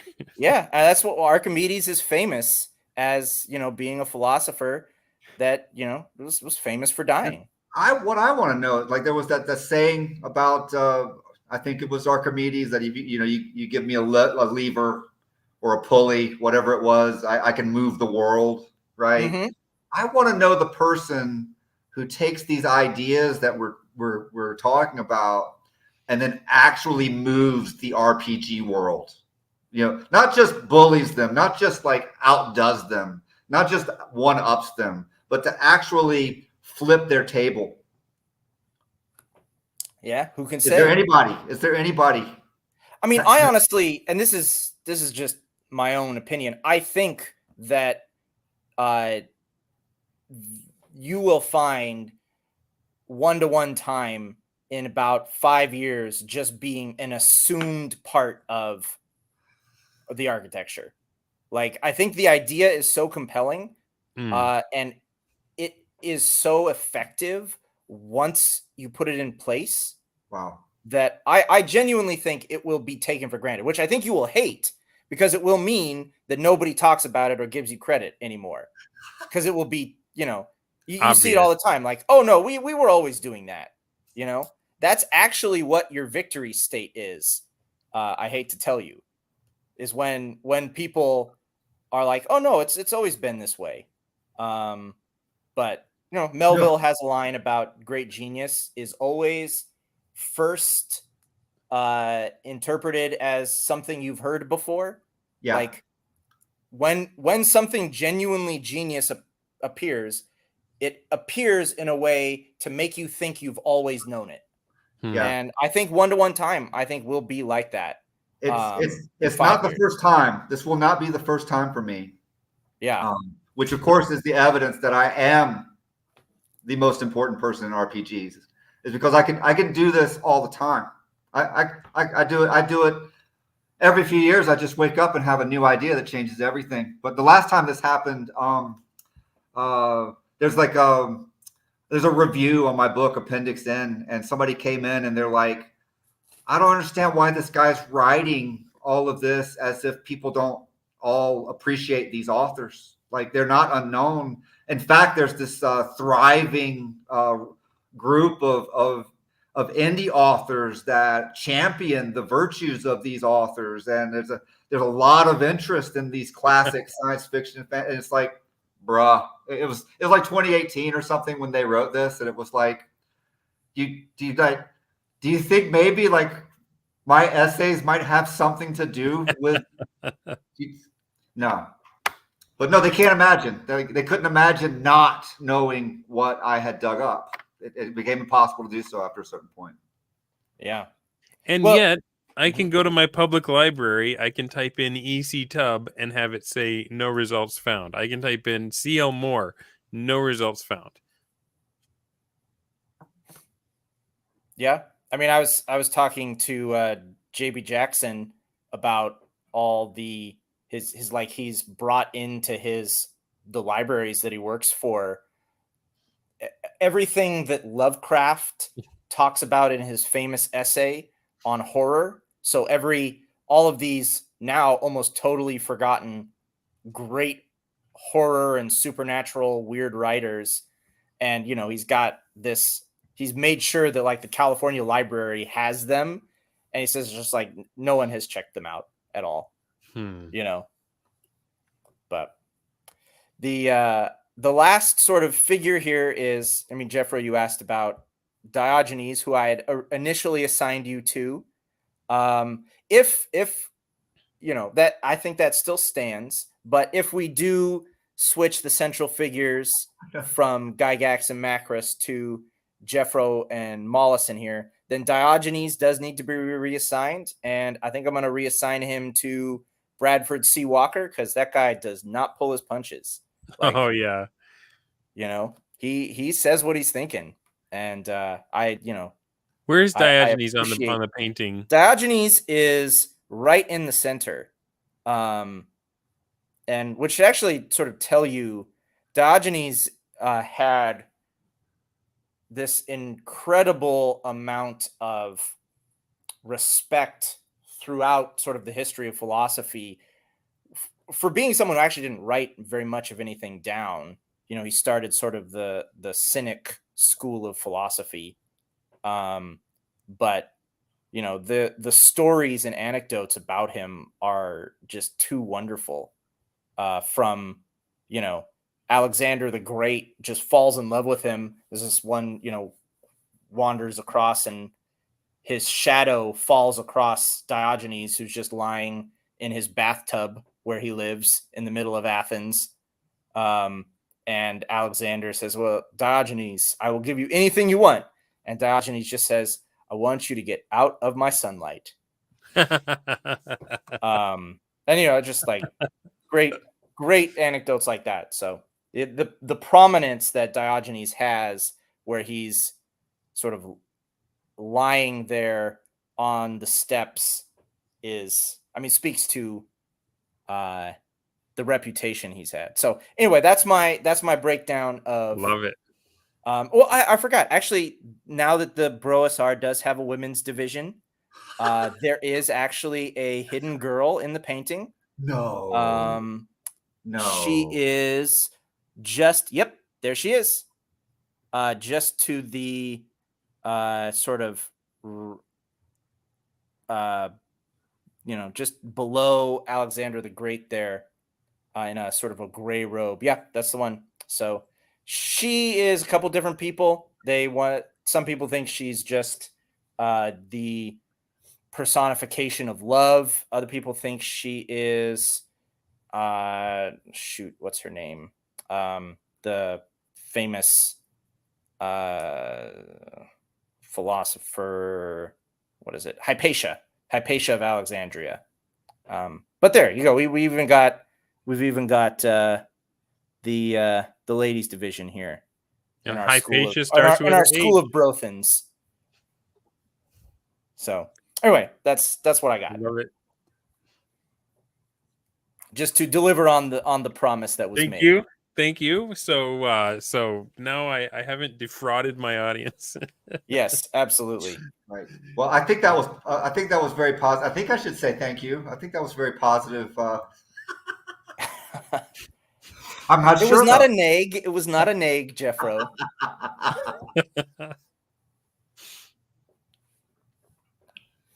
But well, now Robert Stevens was big in the rap, though, so you know you gotta. Yes, he got a repeated lyric.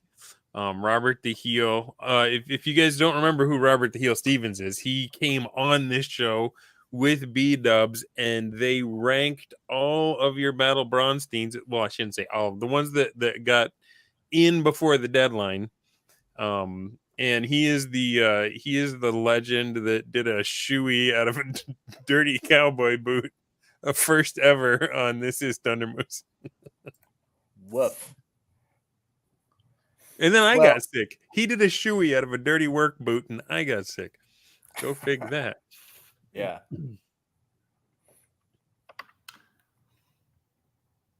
Alrighty. Cool. So, that was all that was on my mind. I mean, you guys obviously went way beyond the way that I've been thinking about this kind of stuff, but I do think that reading these for Traveler and for Advanced Dungeons and Dragons First Edition, reading these pulps and just getting in one of my videos, I talked about how like we all have this giant net behind our heads that we just kind of gather all of our influences, flotsam and jetsam, and then two things can hook together in your subconscious and become interesting and become meaningful. And especially if you're running a no prep campaign, you want to have a lot of ammo in that gun so that when something shows up, like Jeffro's example with when he saw a mob, he immediately knew the scenario, he knew the stakes, he knew the emotions and the danger, and all of it was just right there waiting to be grabbed, and he could just hand it over. And here's the fun thing about that. So he used the story with Champlot, is that what it's called? Yeah, Champlot. Champlot. Yeah. Shampoo. Some of us had read that story and immediately knew what it was, and that did not ruin it in the slightest. There was like this little glee of, oh, Macho's gonna find out, right? So Lucky for him, he's a gentleman, so he won't. exactly right. So, but the thing is like that might be holding you back. You might be thinking, well, I don't want to just rip off something. First of all, you're not ripping off anything that anybody's read because nobody reads anymore. So it's like just lying there waiting. But even if you do have a well-read player, they're going to appreciate it because it's going to resonate it, and it's going to feed into that this thing we're talking about, where like a bunch of little random points of detail flesh out into a meaning that you all share and can laugh about and get excited about and think about even when you're not playing. No, people love playing Trilopulus when Prince Elric ruled over it. They just thought that was cool. Every time people sat down at the table and Prince Elric was involved in anything, it was always a big laugh. It was always a big deal. Wasn't Fluid the guy that killed him? Am I breaking the fog of war by pointing that out? No. It was Fluid the Druid and the cavemen of Cave 6. Yeah, he like struck him with a lightning bolt, hit him with a bug swarm, and then the cavemen just beat him to death, right? The cave bears and the Ankylosaurus, I think. And now the crazy thing about that, like now everyone knows about the Stormbringer, of course, but there were other artifacts on his person at the time. And there was also his spell book, which basically had every spell of the D&D game in it practically. Wow. It was complete. And the caveman played by P. Alexander of Korsova magazine fame, which you need to buy every single one of those issues. You need a yard of Korsova magazines on your shelf. Absolutely. But no, Korsova was role playing his caveman. They just burned the spell book. But I think there's an Elric artifact that's in the bottom of a caveman refuse pit in Trilopulus because of role play. Oh yeah, then Fluid retrieved the Ring of Kings from the bear poop. Took some digging. See, and this is why people need to know where the latrine in the dungeon is. No, well, I've been looking at Traveler Adventures because I'm running Traveler, and and I'm like, what do I when you have people that are in your campaign and they can do anything, of course, your life is just one of constant, what am I going to do? How am I going to keep up with all this? But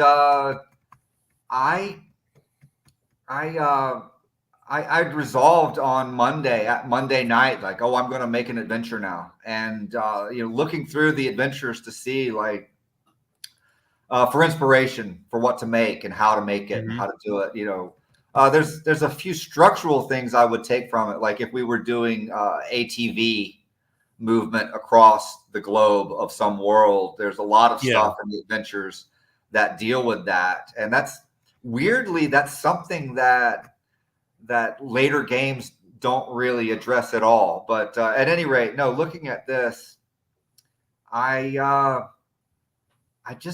feeling is that adventures are just an intrinsically bad idea. Like they're just not what we need. They're not a good model. They're not really that helpful. When you're sitting down and running them, you're always going to come to this point where you're like, my players are not engaging with the thing that the designer thought they should be engaging with. And you're going to be like, you're going to have like, what they really need? No one knows your players better than you. And you're going to be like, I think I'm just going to run the game that they think they're playing. Yeah. And that is always the best answer. And I think after a while you find that like, oh, you know what? You don't need an adventure at all to do that. You don't need a written adventure at all to do that. Like you just absolutely don't. You just need a freeing thing when you realize it. Yes. I do think circling back to the pulp, I think if you've read 100 science fiction and fantasy books, the same ones that inspired the games, I don't think you would, if you're the type of person that finds being in that position scary or daunting at all, I think reading all that stuff would change that. And it'll be quicker and easier to read. I don't know. I think fiction is easier for me to read and absorb than a module or a setting book or something that feels like a textbook. Right. Well, no, the authors were better. They were better people. They were more creative. No, they were more literate. Yeah. They were more evocative. The reason that those books ended up on the lists of Appendix N, and the reason that the books that were selected to be stolen from and looted to make Traveler and Metamorphosis Alpha, the reason the particular books got stolen from and used and referenced was because they were so compelling, right? I'm telling you right now, no RPG designer or creator is half as good as those authors that laid the foundations. None of them. None of them. They're completely irrelevant. And I mean that in the meanest way possible. Yeah.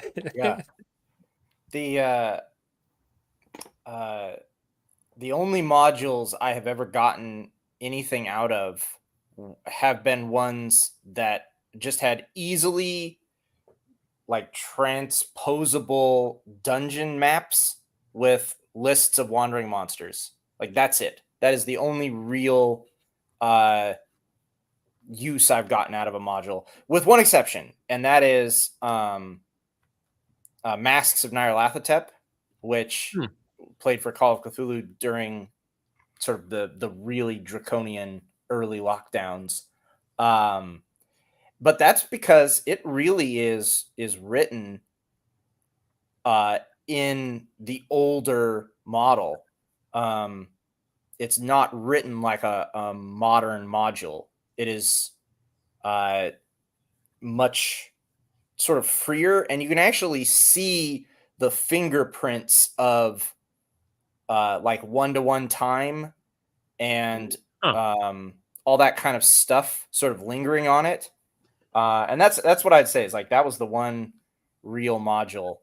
But there's so much old thinking about RPGs that's encoded in the Call of Cthulhu rules because it really hasn't been updated since it was written.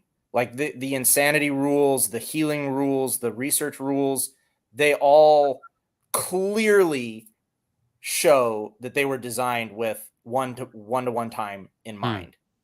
So like when I first read How to Win at RPGs, the thing that convinced me was being very familiar with Call of Cthulhu, which again is this weird sort of mosquito in amber RPG system. Even though it's technically the 7th edition, it is not, really different.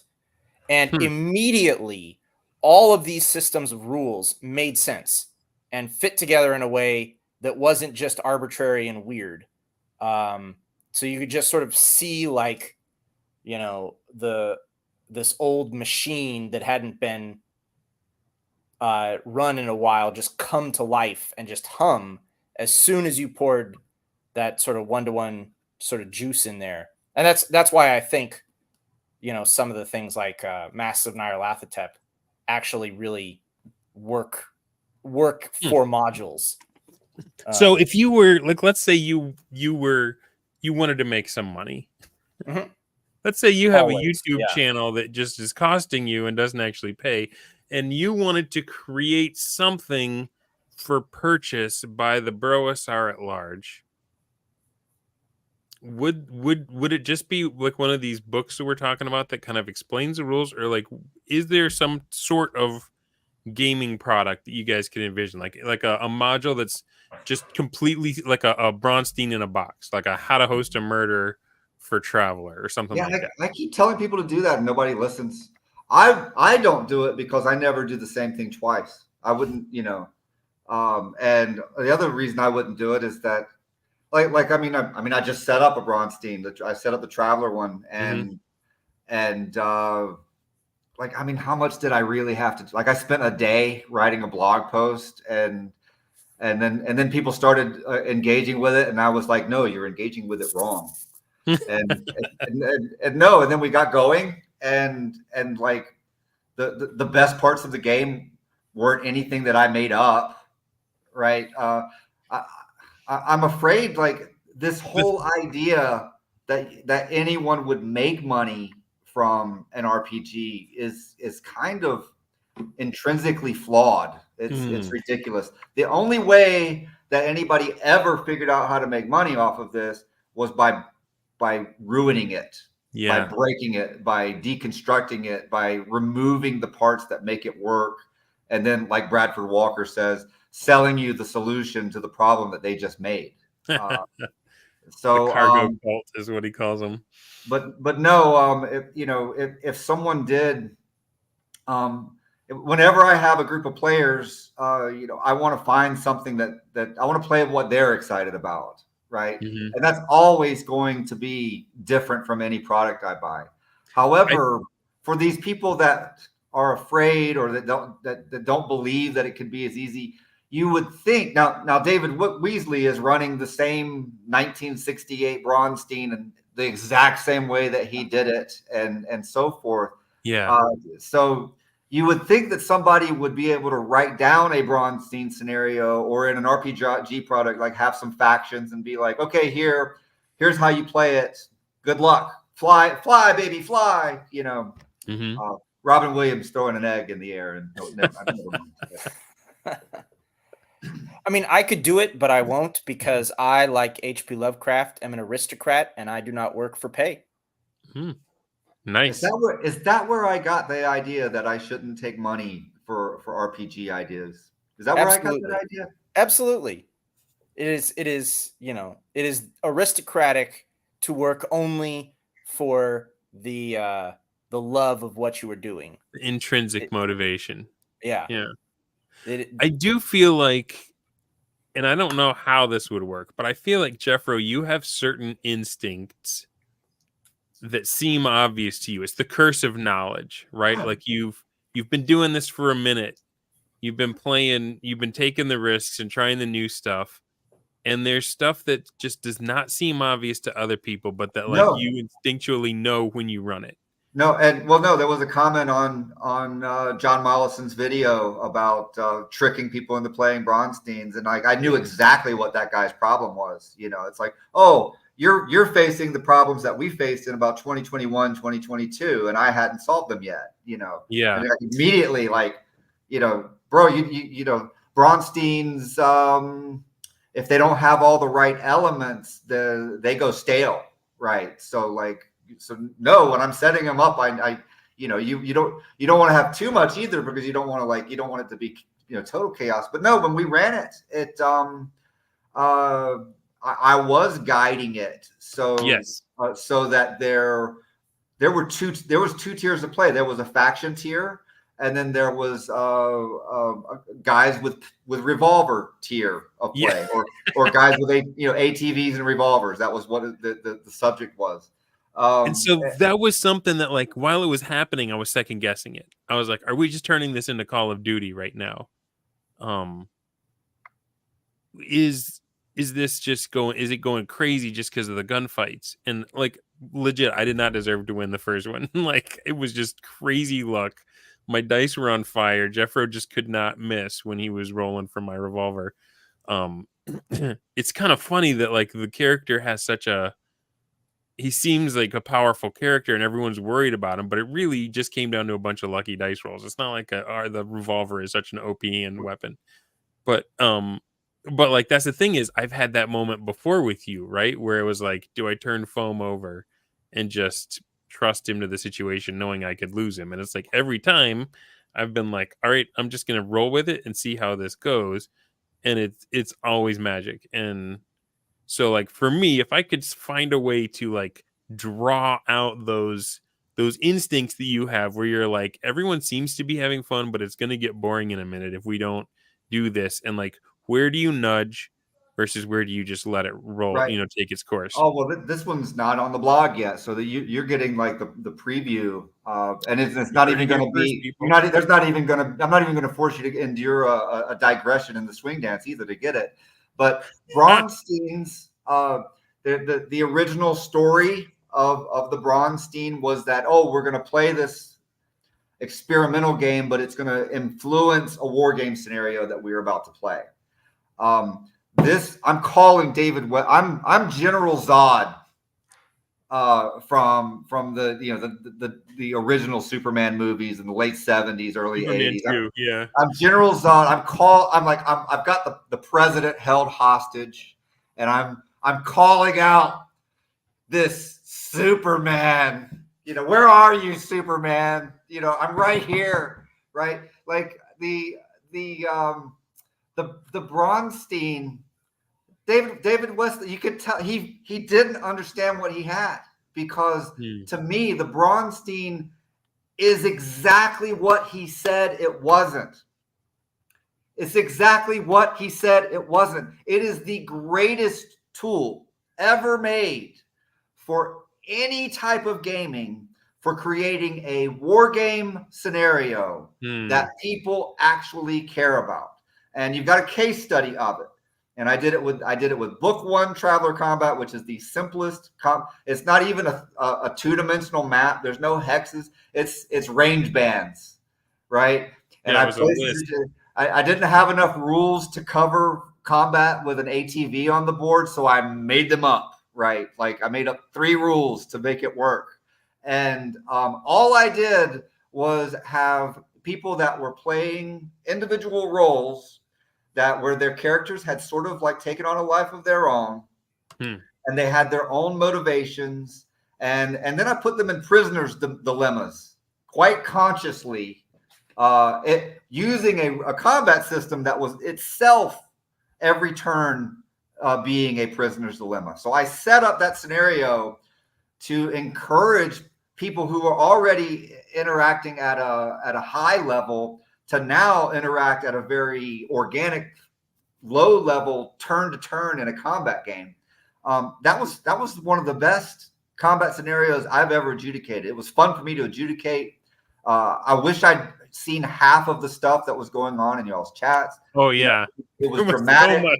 But like if I took that scenario and said, oh yes, this is the ATV scenario, I'm going to go run the ATV scenario at a con, and you get to play Macho Mandoff, and you get to play Harmony Ginger, and you get to play R-Dubs. Like no one would care, right? No one would care. It's true.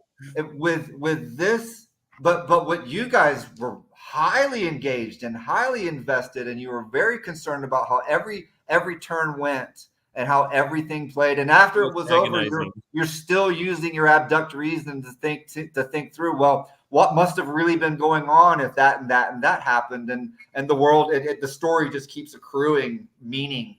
So that none of you guys are war gamers. I wouldn't describe any of you as war gamers. I mean, maybe R-Dubs could surprise me, but I know what would happen if I bought a new war game. I mean, there's a game store down the road. They've got all these nice GMT games. I would buy them. I would buy it. I'd punch the counters. I'd never find an opponent. I would play it solitaire. I would play it solitaire and like learn it, and then I would go to a con. I would go to PresCon in Charlottesville, and I would go down to the open gaming table. I would set up the game.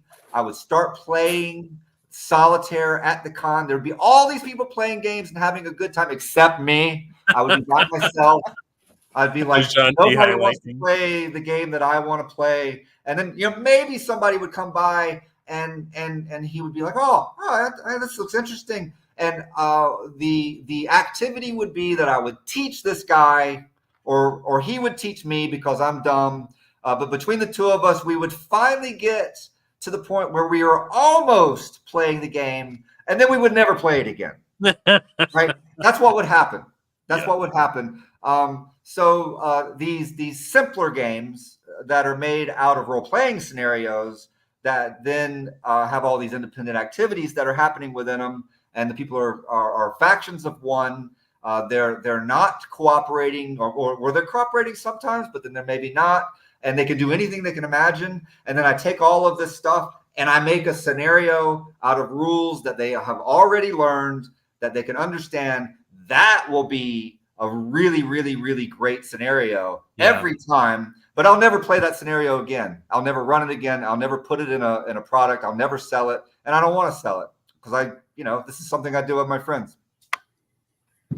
That is the meaning of amateur. You are doing it for love, as opposed to a professional who's doing it for money. Right on.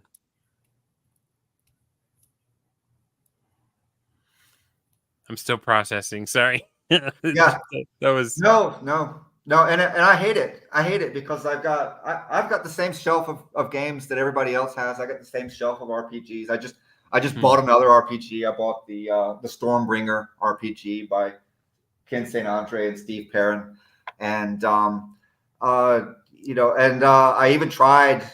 I told people on Monday I'm gonna run a conventional adventure. Like I don't want to, I don't want to play conventionally. I can't do it. It's too boring. Yeah. Like I keep waiting. Like, I'm going to wait 2 weeks to reconvene a session, and I don't know who's going to be there or not. I don't know who. I'm in the prisoner's dilemma, right? I'm in the prisoner's dilemma. Who's going to sell me out? Are they going to embarrass me by not showing up to my session where I continue the activity that's on this world that everybody says has fired their imaginations? What's going to happen? And it's just like, no, it's not fast enough. It's not, the tempo is not fast enough. I'm like, I broke. I said I was going to do that. The next day, the day later, I'm like, no, I'm going to stick to one-to-one time, but give me your orders for the following week on Monday. We can't meet Monday, but no, give me your orders. I want something to happen. I owe you orders. I owe you 2 sets of orders, and I owe Bradford Walker 1 set of orders. Wait, Gabe owes me 2 sets of orders. I'm talking to 2 people who have characters on each world. We got till Sunday, right? Okay. I want something good. You mentioned the pace, and I do want to call out something that I thought you did with me that was pretty smart as a dungeon master, because at this point, this happened during the Bronstein, the Moonstein. You were pretty busy. You were getting communication left and right. And, I'm really rude to everybody too when I'm running this. I'm like, and I had more players than I wanted, so I was rude to everyone. That's how it is. Yeah, and so I had all this loot because the reason that two PCs got killed in the first turn before they could even get off the ship is because my plan was to rob everybody. You had to tell Jeffro what you were keeping on the ship and what you were taking with you and what your encumbrance was. And so I was like, everyone's got a list of things they're leaving. And I bought a lockpick kit. I'm going to just go wait till they're off the ship and then go rob everyone blind.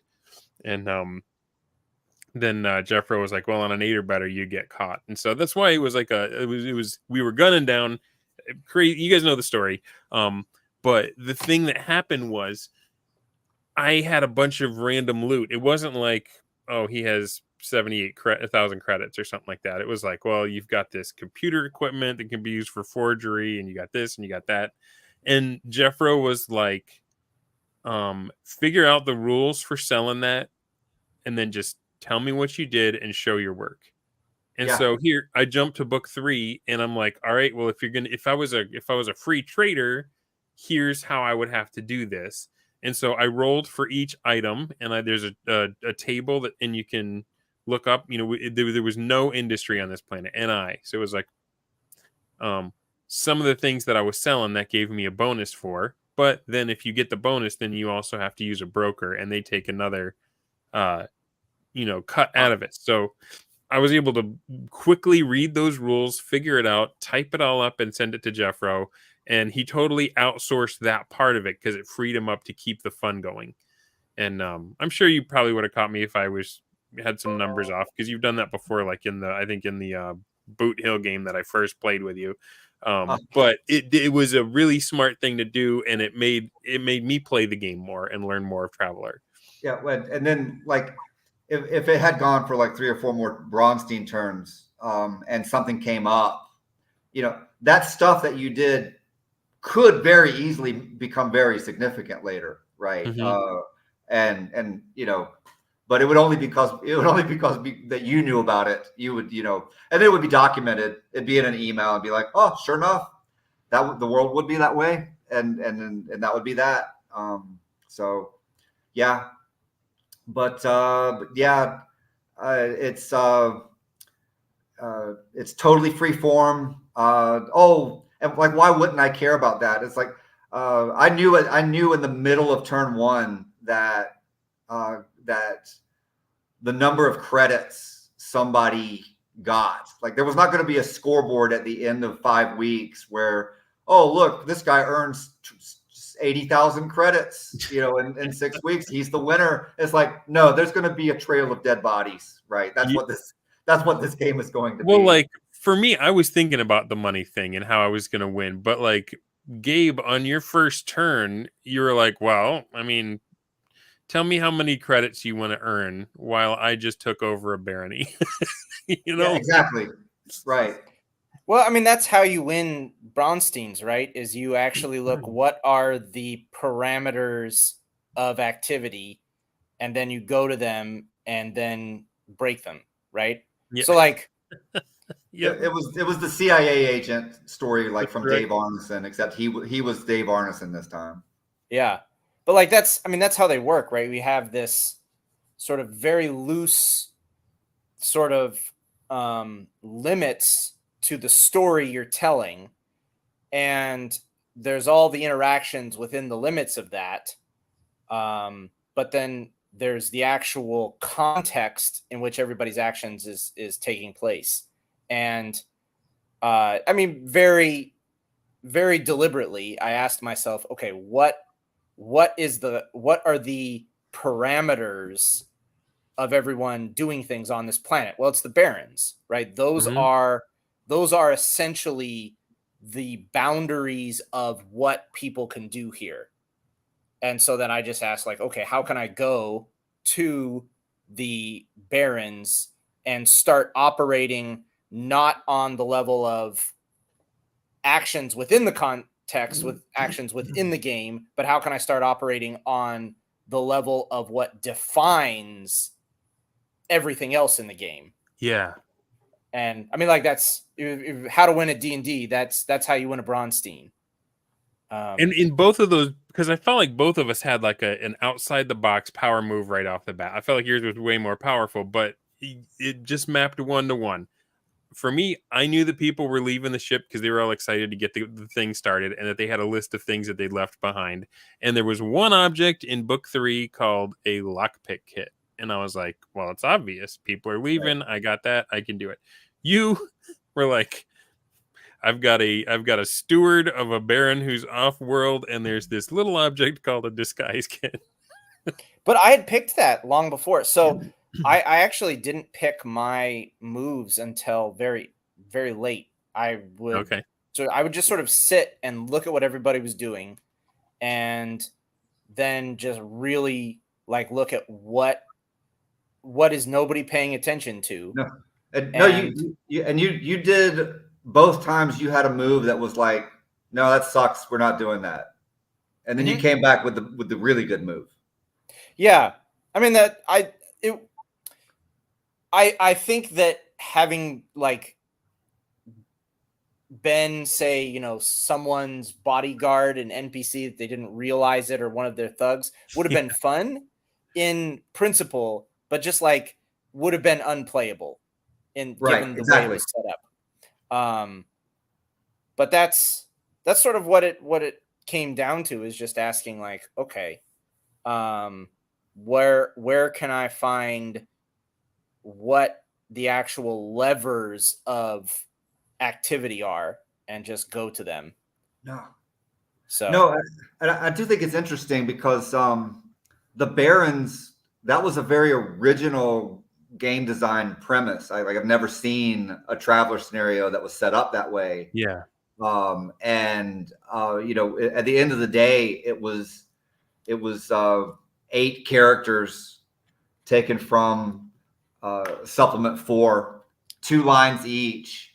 And I said, yeah, these people are here. They have estates with maybe 200 people on them or something. And it derived from the World Co. It derived from the world building from a random world that was just generated. But the idea of the Barons, it made a great game. It was a really good idea, but I didn't come up with it. It came out of the prod to the imagination that the Traveler World Generation Rules is. It's just and I felt when I was setting it up, I felt there's a Tony Bath article about how he set up his Hyborian campaign. It's in the same. I think it's in the same issue where Louis Pulsifer is talking about 1-to-1 time back in 1978.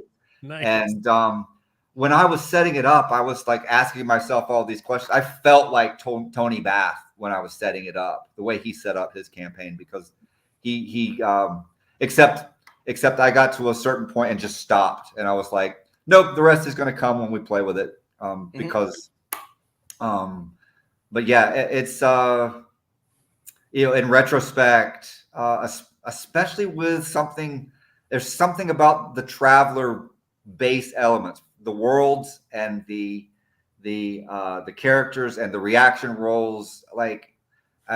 It just works. It just plain works, and it's just enough. Everything is just enough. Yeah. To get you a game going. It's enough that it will inform your rulings and inform the scenarios that develop, but it's not too much that you're weighed down or it gets in the way. I think most RPG designs after Traveler just plain get in the way. The stuff that is added to them, it doesn't. People thought that they were solving problems from dealing with things that were missing in the rules. But I think what my efforts have demonstrated over and over and over again is that the negative space, the things in AD&D that Gygax did not address, it's really useful that it's not there, because then I don't have to run it. The Jeffro trick is, there's no rule for that, so it must not have been important to Gary Gygax or Mark Miller, so I can move things forward to the point that I get a scenario that can be represented with the rules that I do have in these 3 books that I have.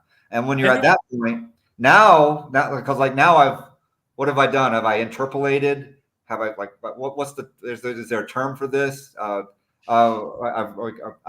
reframed the chaos into being something that was playable. But when I do this reframing process, I of course rig it.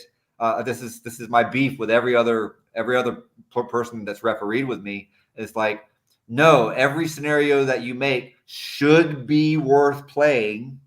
And most of the problems that you have with people that are experimenting, making their first efforts experimenting with these ideas, is they either don't have the experience or the courage or the insight or the understanding to be oh no, I do need to rig this so that everybody that's participating in the scenario, they don't have to have they don't have to have a strong chance to win or an even chance to win, but there needs to be something there for them to do that influences what everybody else is doing. And if you've got that, then you're going to have a good scenario.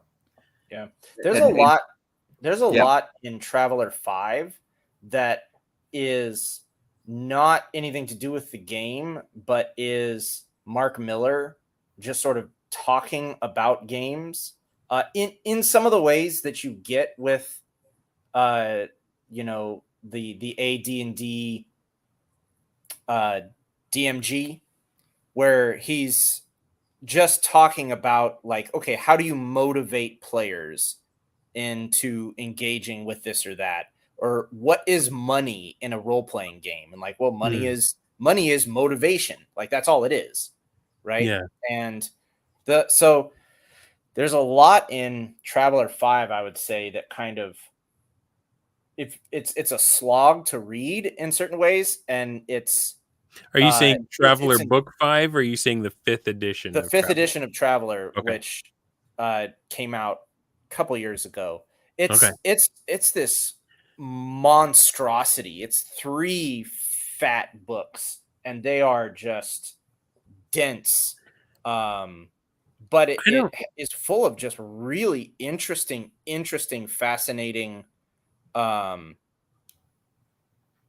of insights. Like, okay, like how do you motivate players? What is the role of randomization? Like what role does that play in anything you're doing? And just like that kind of really fascinating stuff. Yeah. And in a way that to me speaks sort of more directly than a lot of like Gygax's stuff. And again, just something I harp on is just because Mark Miller sort of had an educational gaming background. Yeah. Like I find it, it's not written in wargaming speak, but in the weird hippie, teaching through classroom gaming degree that he got after Yeah. he got home from Vietnam, Yeah. So I would highly recommend it to anybody that hasn't tracked that down. Like, I'm not saying play Traveler 5 instead of Classic Traveler, because I don't know that you can.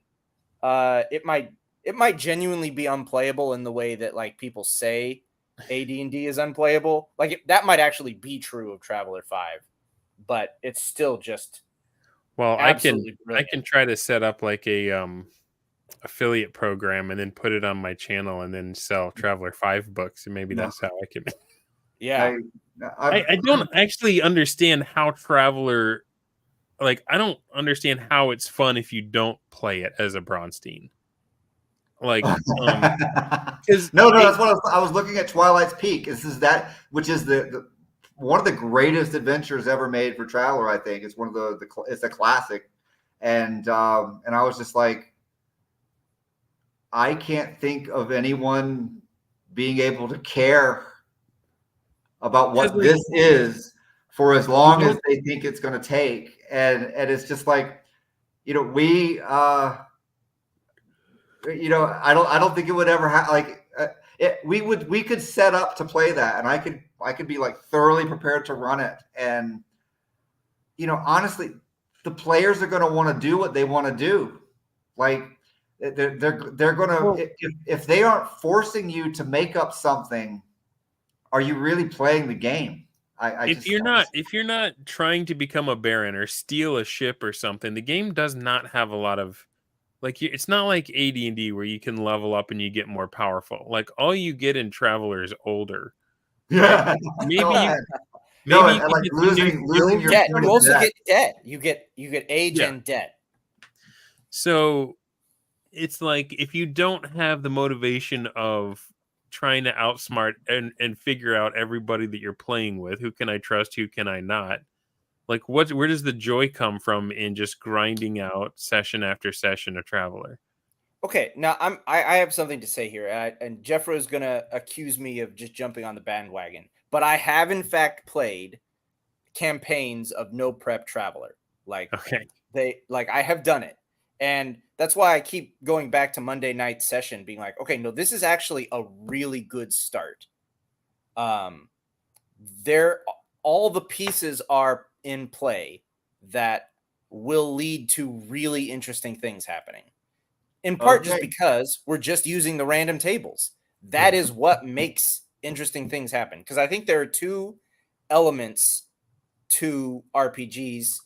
There's the Bronstein element, which is really entertaining and engaging, but there's that element of this is a word that has, I hate when anyone else uses it, but there's no other better word. Like the element of world building, in the sense of that just activity of building off of these strings of code and these random percentiles and these little snippets of, memes and posts and everything, chatter that everyone's putting around. The building off of that is enjoyable, but it's enjoyable in a way that is not immediately entertaining. It's enjoyable in the way that like you will be satisfied with what you have made at the end. You won't be entertained in the same way that you will be in a Bronstein. But I guarantee you that if you take the time and really engage with like letting that randomness happen, what will emerge is a narrative and a world that will be satisfying like a work of art is satisfying. And this is something not a lot of people understand, because not, even people that have a creative bent are often sort of poorly trained to recognize that like doing art is not fun, it is satisfying. And that's what I think with like the Monday night session. Like it was part of it quite boring. What was built was satisfying. I can just sit and contemplate that world, and it's enjoyable to me as just a beautiful object that has been made.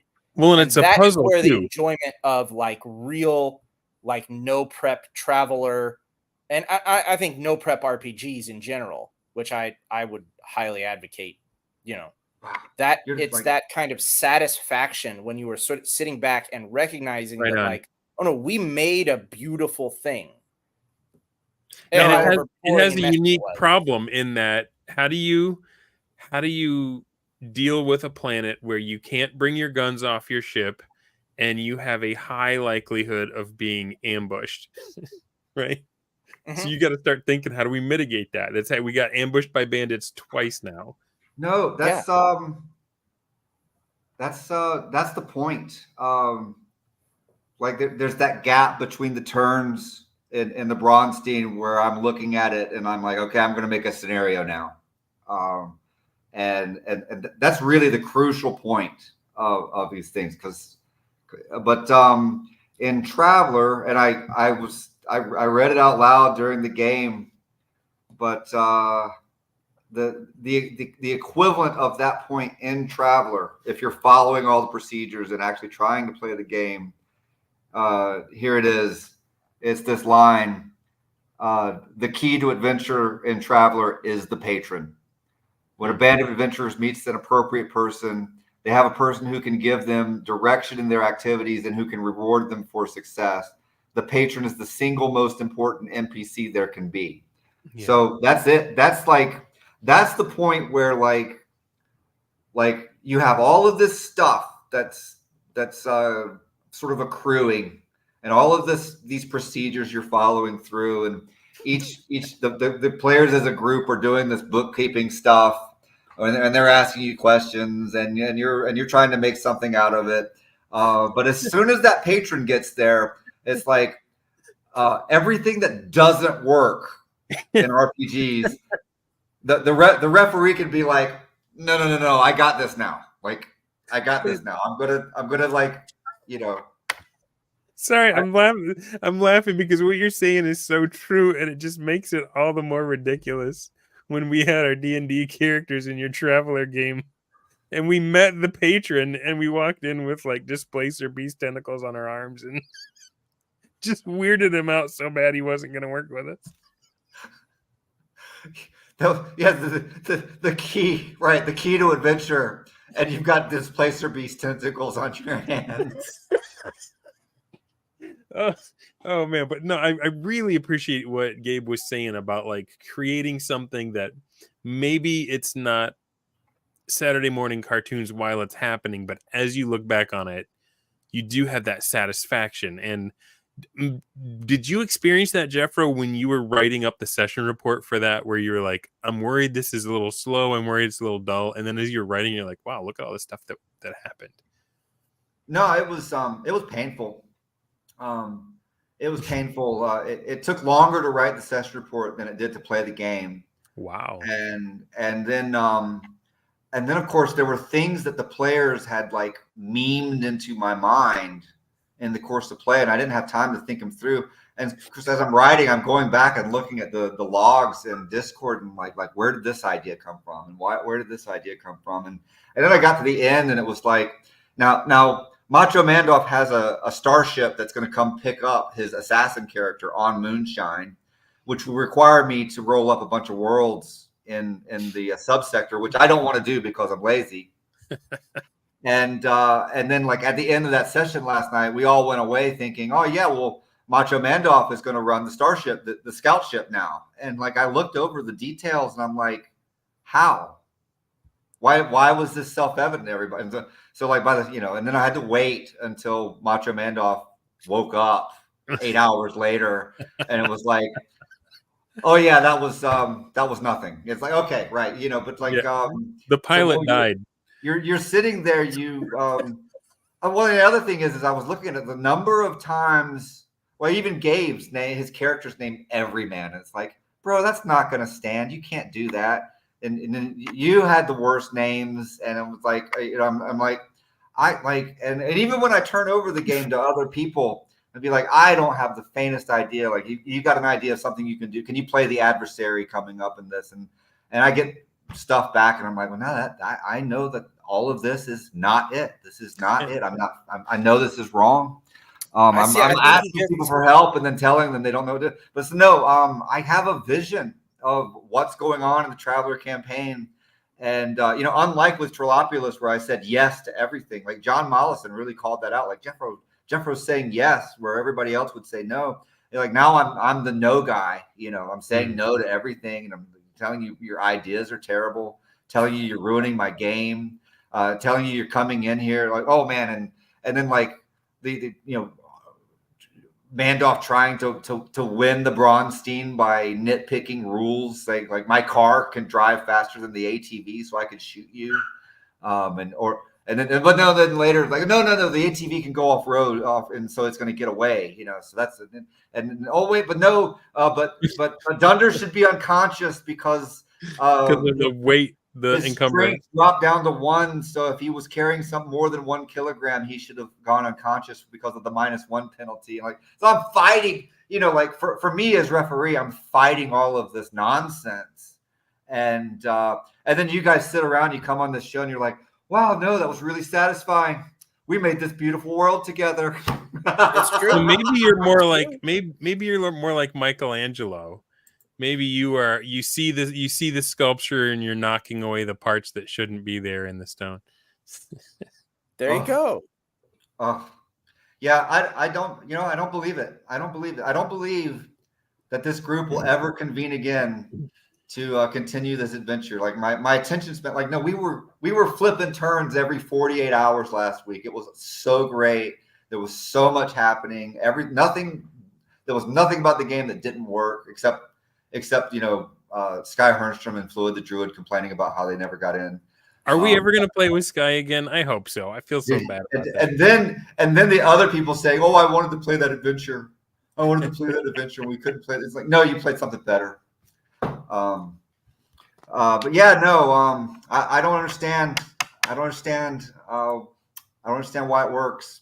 But so yeah, Robert Stevens asks, "Is Dundermoose ever going to have his Battle Braunstein?" And I hope to, but I am seriously rethinking it now, the way that I was doing it after Moonstein, because the way that I had planned to do it, and Jeffro, you and I had kind of batted ideas around. I'd talked to Mollison as well. The way that I'd planned it takes a lot of preparation, and it feels like this Traveler one, like you went no prep on the Braunstein, like no prep Braunstein. And so I'm wondering if maybe I'm not on the right track, or if I should just finish up with what I'm doing and see how it changes in my head as we go.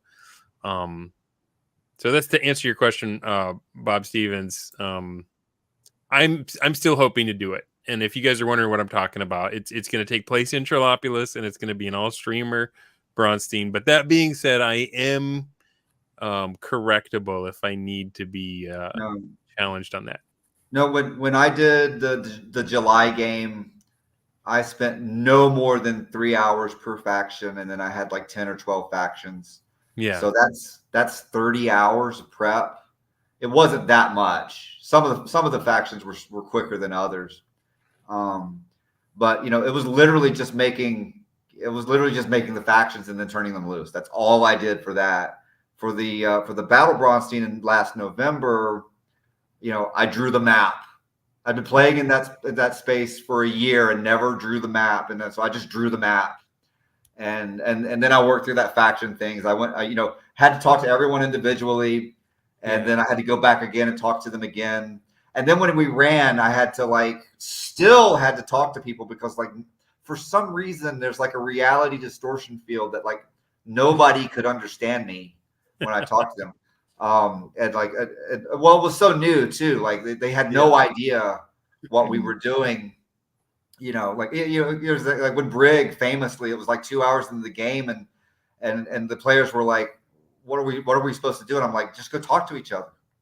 Just go talk to each other. I'll meet with you one at a time, but just go talk to each other. And people, they were like, oh, we can do that, which is the one thing you should know about a Bronstein is that the players are talking to each other while the referee is in the other room.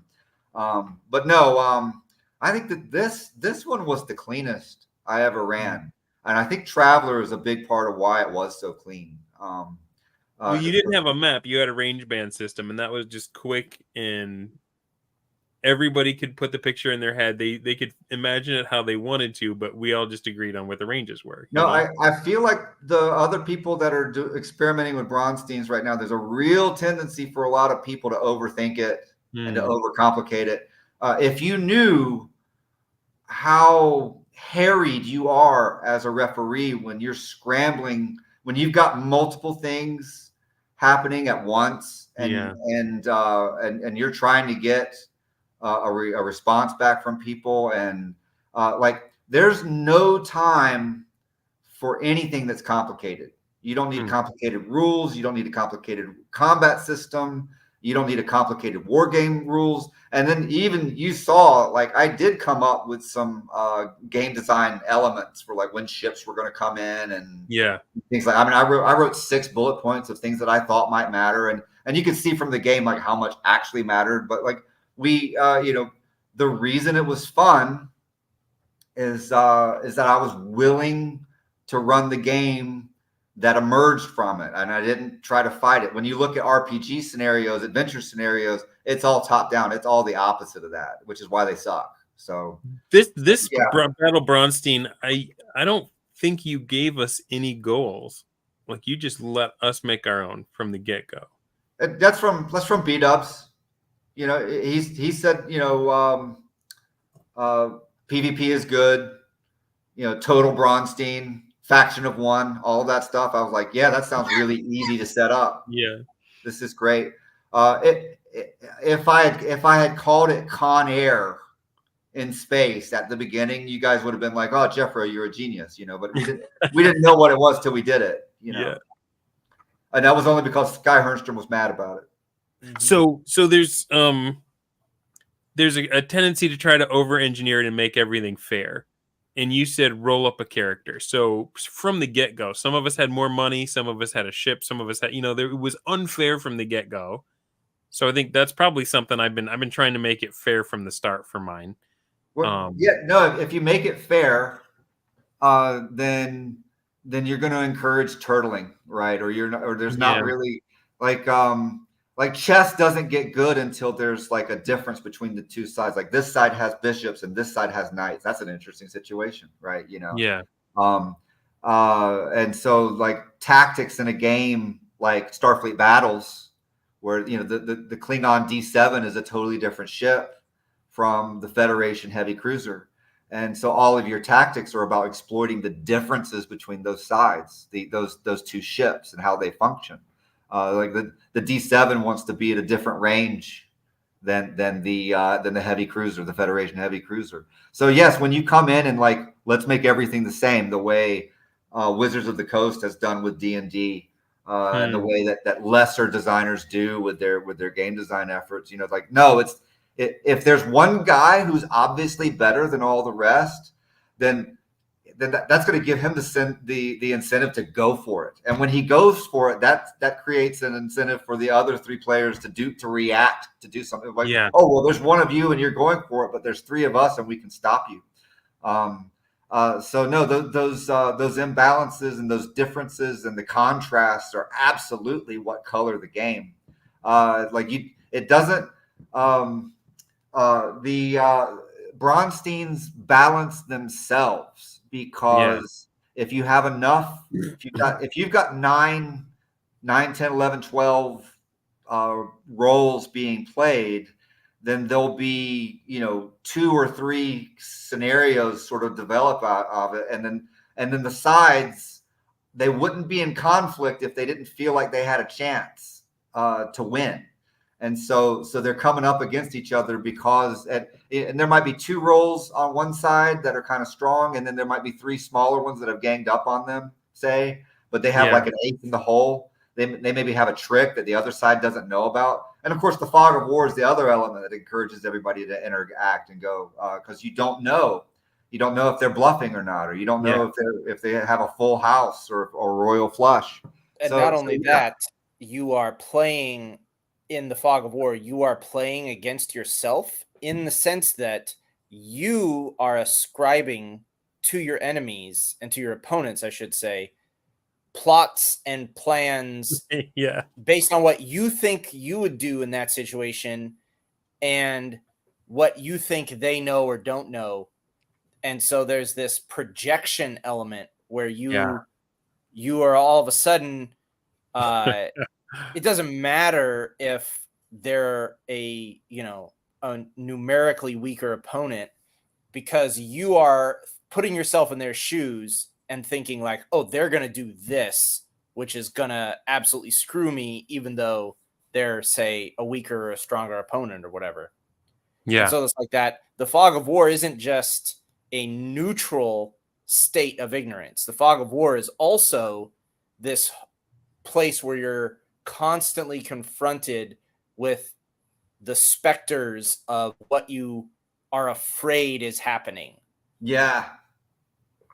Which is one of why it's so compelling. Heck yeah. And that's one of the things that, like, in actual, when you're actually trying to solve problems in the real world, like it's that projection element that really will screw you up. It's that other you're competing with. Yeah. No. And I the thing about dropping a Bronstein into a continuing RPG is that when you get all these people thinking about their roles independently and as an individual, like it completely, you think your campaign, right? But there's things about the world that you've all agreed this is how it is, that as soon as you've got people interacting and think and and bring something else, a different spin to it and so forth, it's like, no, the actual dynamics, and it's obvious once you've seen the Bronstein go a turn or two, it's like, oh, those NPCs that had sat there on the map would totally have done something completely different than what we did when we were running a more standard RPG. But but it's something about all of them being active at once and influencing each other. And sometimes that you might have a faction that doesn't really do anything directly to anybody else on the map, but just the fact that it's there and has the potential to do something changes the way everybody else behaves. In a standard RPG game, that kind of effect never doesn't seem to happen at all. It's like the staticness of the background just is it's the most prominent feature of the gameplay. I have never counted up the cost like I did when my guy was in that sniper blind and all the stuff was in play at the same time, and I owed you I've never sweat that much in conventional play as when I was like, do I run for the truck? Do I hold still? Do I shoot?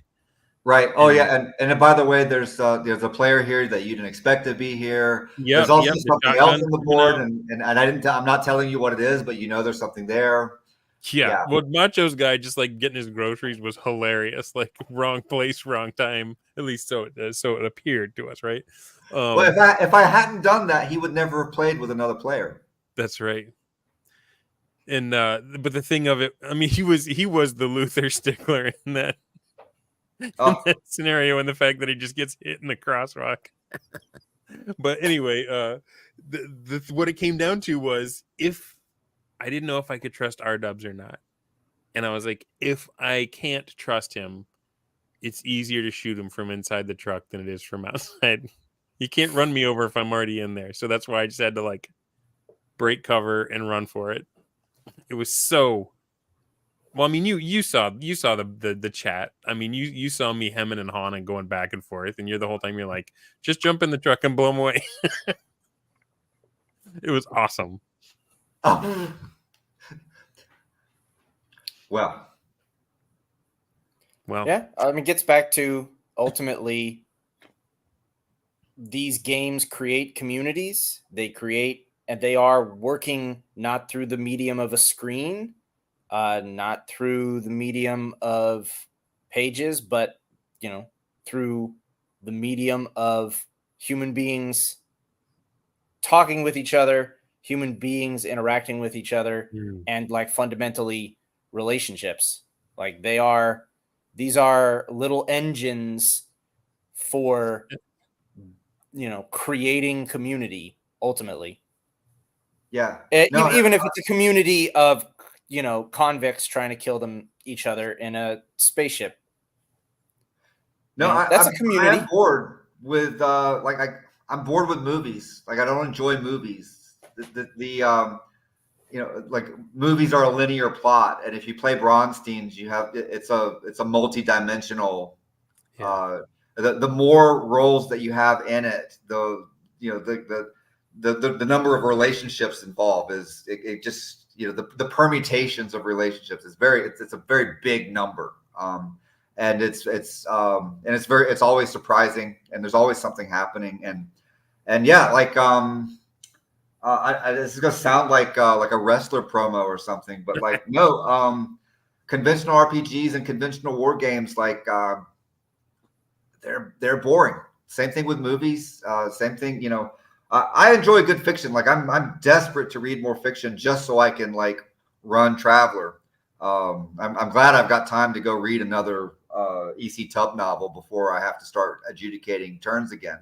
But no, it's surprising. It's so much more interesting playing RPGs this way.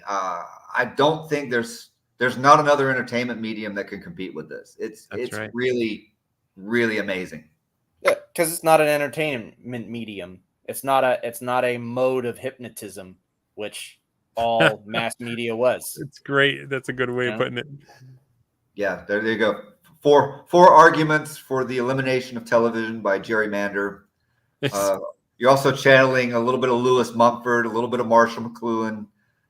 Neil Postman's dead, but but yeah, the amusing ourselves to death. That was his book with and Technopoly. Which So, but this is that's what I love about Traveler, and I hate about everything after Traveler is that the solutions to the RPG problems are human scale. It's I can sit and roll up 10 characters in an afternoon, and I really feel like I understand those characters. I can play them on the spur of the moment, and I know what to do with them, and they're all different, and they have their own kind of color to them, a personality. But every RPG after that, they just stink at solving that problem because it's too much. It's not. It just gets in the way. But all right, guys. Well, this is probably already my longest episode ever. I really appreciate you for coming on, giving up dance night in Jeffro's case. I'll never forgive you. I feel like this was like a deeper and there's a lot of meat on this conversation. I was thoroughly engrossed the whole time. No, it's not often that I get someone on these shows that's smarter than me, so I'm glad Gabe could come. All right, well, right on. Thanks to our our Diogenes here, carrying around your unlit lamp. Heck yeah. Looking for an RPG that's not fake, broken, and dumb. All right, so Gabe, any last thoughts? Anything you were hoping to come out of this that we maybe didn't get to because of the flow of the conversation? No, this is a lot of fun. I sit and noodle on these things quite often. I mean, I just I do want to point out that I think some of my earliest interactions with the BrOSR were advocating Traveler as a good template for some of their ideas. I feel like I have been vindicated after a year Was or it a so. tough sell? What's that? So was it a tough sell back then? Yeah, nobody paid attention. It took a while, you know, for the BrOSR to catch up to me here, but they did. Right on. But they did. I did Zero Prep Traveler for 40 years, Jeffro. Yeah, no, I was playing Zero Prep Traveler in 1976 before Traveler even came out. Oh. Awesome. All right, Jeffro, any last thoughts? No, we're all good. All good. Okay, well, my last thoughts are I can't believe how fortunate I am to be a part of this group, to have access to you guys and your crazy cool minds and the way that you approach the game. I am really fortunate to have the audience that I do. I feel like it's not a big audience, but when I look in the chat, it's like a who's who. So I'm just pinching myself. I'm so glad I get to do this. I'm so glad you guys came along for the ride, and thank you so much for coming on and talking on the show. And with all that said, have a great night, everyone. See y'all.